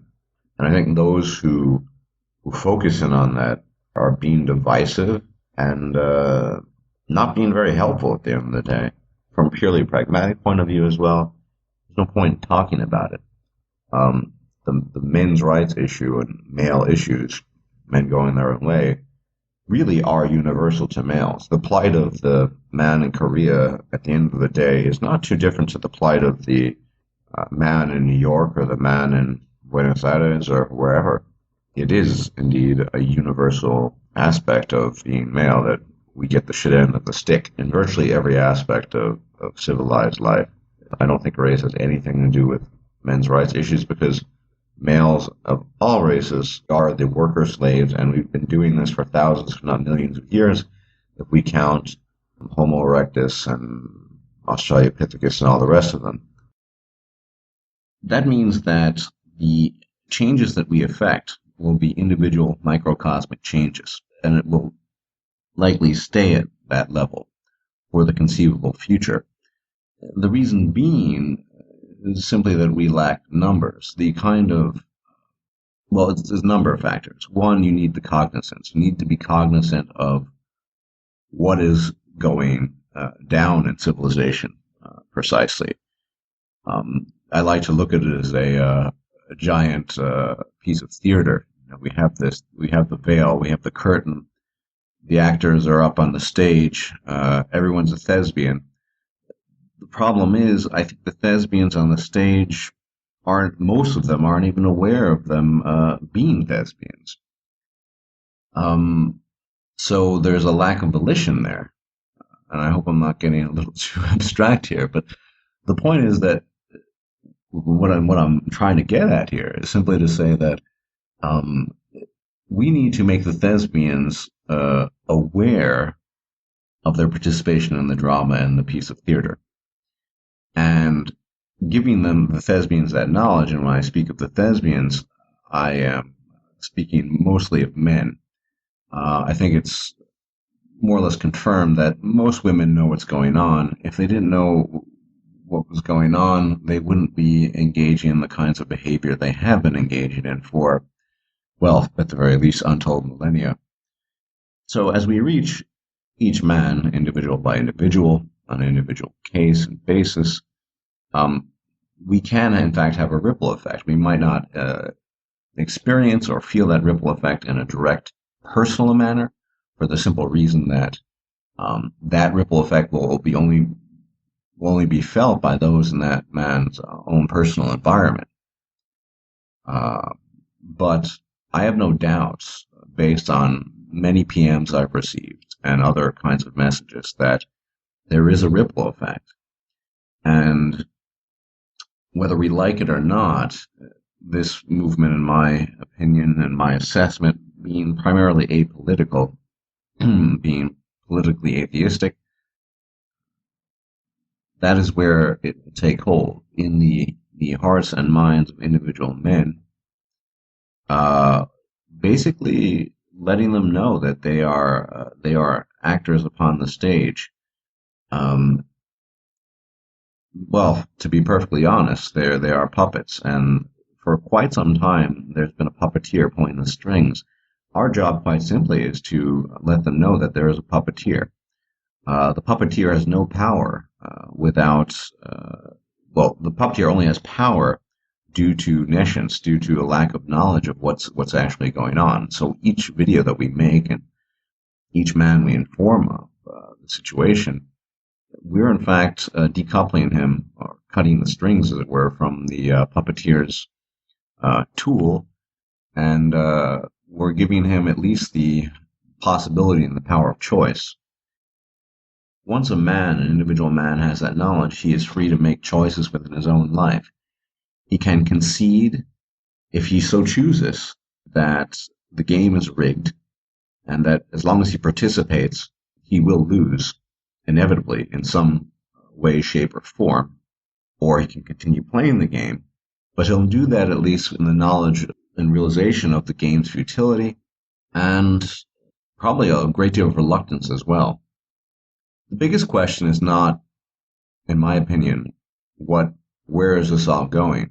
There's a far, far larger question, and it's going to take me, if I'm still alive, a number of years to answer in a proper and comprehensive manner. You see, a very dear and close friend of mine I've been friends with for eons, 17, 18 years, quite some time. I attended my first university with him. We sat in Western Civ 101 together and made jokes. And he almost independently came to these realizations, and he had his aha moment when he was watching my videos as well as Barbarossa's. And uncharacteristic of him, I have to say, but he sent me an email. He said, Stardusk, what happens afterwards? And I'm going to end this video with that question. Not where is the MRM going, but we as men who are going our own way, what comes after going our own way? And I've offered a couple of ideas and suggestions towards that end. But this is by far much more complicated question, a much more complicated issue for lots of reasons. Briefly, because we are biologically driven to propagate our DNA, voluntarily, consciously rejecting that drive causes serious issues in some individuals, many individuals, I would dare say. We also have a biological drive to interact with females, mostly for the purposes of sex and reproduction, through all sorts of artificial and silly mediums, fake, uninteresting conversations, spending money, things of that nature. Men going their own way, we reject that, and yet still many of us, such as my friend and others, are plagued by this issue. And as I said, this is an ongoing issue, and this is one that will need to be addressed in the years to come as each of us evolve as individuals and each of us gains insight into what appears to be a brave new world. And Aldous Huxley, it's just a coincidence I'm using the term brave new world. But that's the big question, my friend, not what's the MRM going to do and how we're going to get money and band together. I don't see that ever happening in our lifetimes, and if it did, it would have a minimal impact. The big question is the open question. I've made a video about this. Quo vadis, what happens? Where do you go after you go your own way? This is the dawn of time. Men have stood by idly and just let things happen. We have practiced the principle of stoic tolerance. And I suppose the real question that needs to be posed here, ultimately, has this stoic tolerance really been beneficial to men? Have we advanced because of it? Are we better off for it? And I think the question has an answer. I think ultimately, no. And we have to, in my assessment, ultimately take advantage of the tools that are available to us. One of those tools, unfortunately, for better or worse, and I don't see any other options, is using the language of PCism and following the spirit of the times and saying, I find that offensive. In summary, one needs to pick and choose one's battles. Standing idly by in the spirit of stoic tolerance has not served men well. We need to do away with that paradigm, I think, ultimately, because we're just not getting anywhere with it, and we never did get anywhere with it. We've all been pretending for most of our lives, and for most of that time, It was a pretense we could not even recognize or identify. We were told lies, and we in turn told those self-same lies to ourselves, because those lies were our truth. For many of us, it was not even a very long time ago that we were still feeding at the trough of blue pill wisdom, and yet, over time, we have learned anew. We have learned of female nature, and consequently of our own nature in relation to that nature, and we continue to seek understanding of female nature, with a view towards understanding ourselves, and solely for that purpose do we seek knowledge of the human female. A far cry from the mystical, ethereal bond that exists only in the minds of the ignorant, we have correctly assessed the human female-male relationship to be one that is essentially nothing but a business transaction, and one in which the female has decided advantages over her male counterpart, specifically over the ignorant male. It has been our task to peel away the layers of deception that you might know yourself, and know that which the world at large does not wish you to know, namely that in this business transaction you shall forever be the participant of lesser value. Whatever your attributes might be, you are an appliance to be used, and when the time comes, to be tossed away, as would be any other failed appliance, with no forethought as to your human form and mind. You are there to do. Women are human beings, men are human doings. For most of us, the veil of the mystic has been removed. We understand that our past perceptions of female-male relations were founded on falsehood, and that is part of the pretense we all maintained. But today, I wish to speak of another aspect of the pretense, one which few will touch, perhaps because it sounds too extreme. But I, for one, am past the extreme. Let those who wish to do so label me as they wish.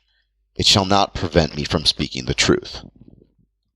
If the human female views the human male as a discardable appliance in utility within the context of the so-called romantic relationship, how then does she view him outside of that relationship?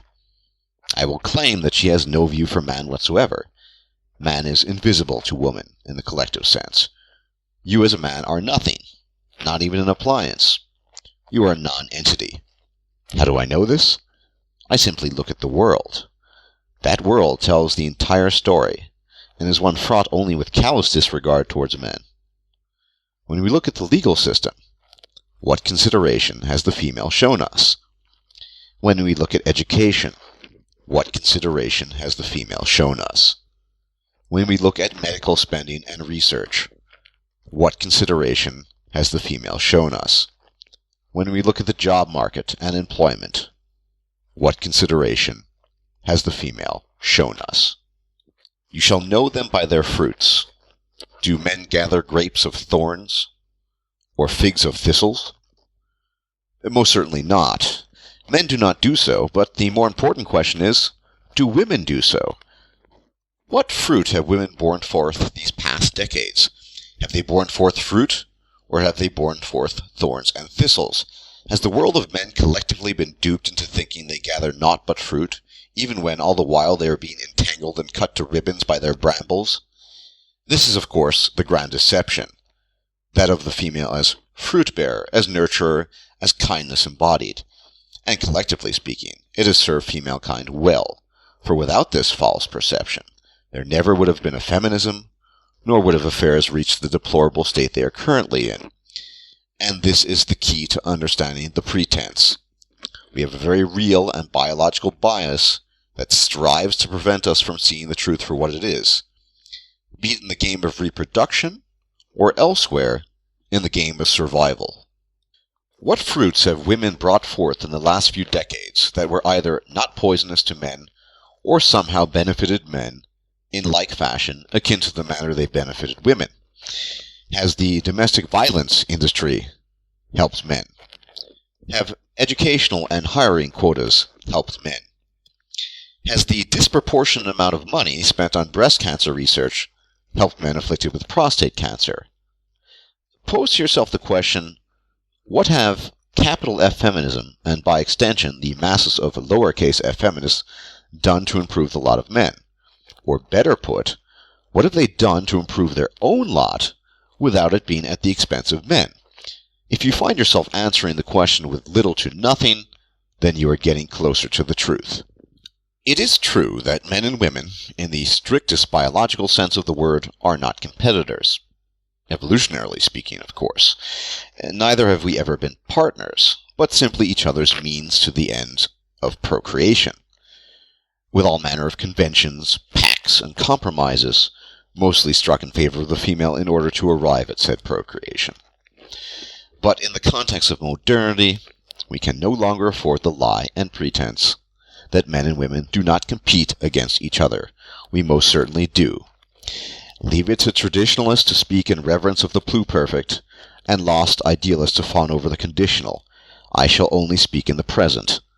The simple truth, men, is that women are, even as I speak these words, taking your jobs, your educational opportunities, your medical research that could one day save your life, and they are doing so with no regard whatsoever, not the slightest consideration for the consequences reaped upon you as a man, meaning that medical treatment you will not receive will have to do with the fact that those monies were allocated elsewhere, and you know exactly where that elsewhere is. Make no mistake, this is a war. But it is not a war we started, though we are in part, through almost Neville Chamberlain-like acquiescence, responsible for the far-flung state it has reached. No, we did not start this war. It was foisted upon us with no mercy, and by a manifold of forces. The forces of politicized feminism, and feminism being little else than weaponized female nature, by women themselves in their willingness to go along with it, by the state in caving in to women's every wish, by vote whore-mongering politicians buying currency in the form of female votes, and by our very nature, which refuses to recognize the female as a full human being, capable of virtue, yes, but equally capable of venality, flawed through and through, just as we all are. It is that biological nature that has deceived us, and deceives us even now, that tells us that women are innocuous, effete, and well-meaning. No doubt those were the guiding thoughts of legislators in matters of divorce, education, and employment in the past, for it is clear to me that it is also their current modus operandi. This is a war on men, but it is not a war of guns and bullets. Knowledge is our weapon. Our ammunition is our words. If we refuse to see that we are indeed competing against women, things will become far worse. And why? Consider what you as a man, more specifically as a quote-unquote utility, have to offer the world. You have your skill, and you have your experience. Nothing else. And the question that must be posed in today's climate is that enough? Think about that when you apply for a job. You bring your skill and experience.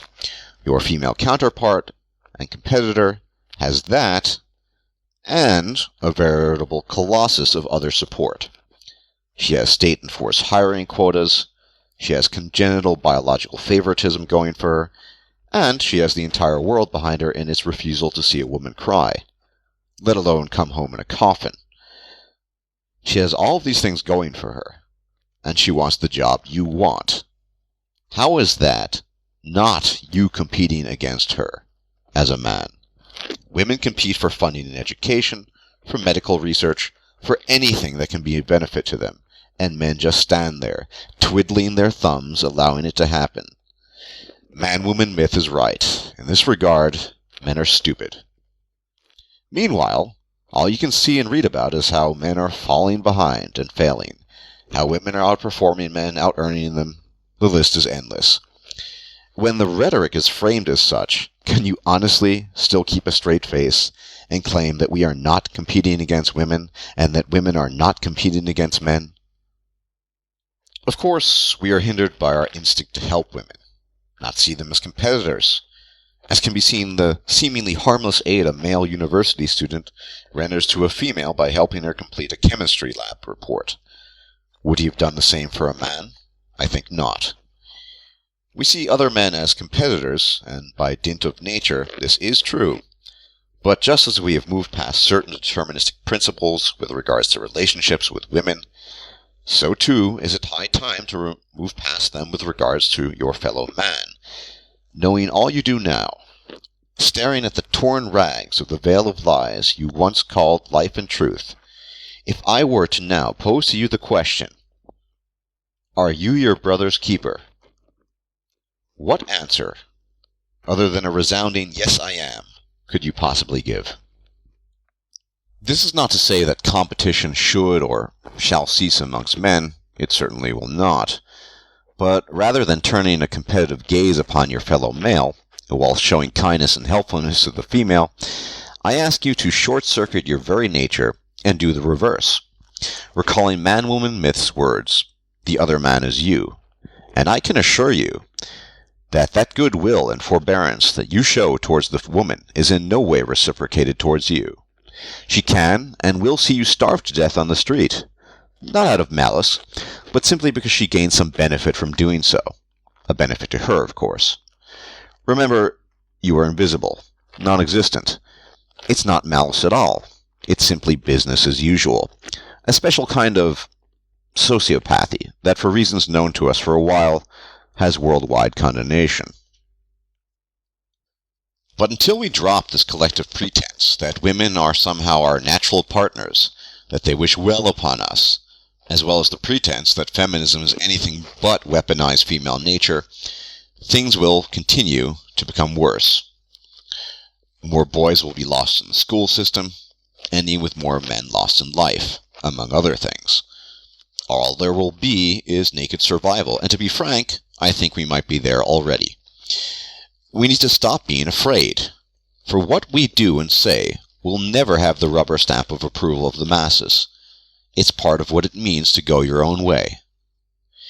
Every day that passes without acknowledging this truth, without acknowledging what must be acknowledged, is a day that further contributes to our destruction.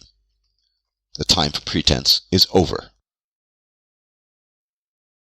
And as we stand alone in the desolate wilderness, there is a power to that knowledge, isn't there? Knowing the way things are. It's better. Knowledge is always better. Taking the red pill is always better than the blue pill.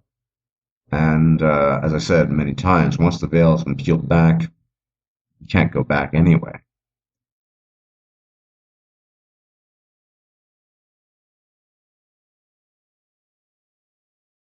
We reserve the right to practice our own form of defense, which is our turning our backs to it and walking away.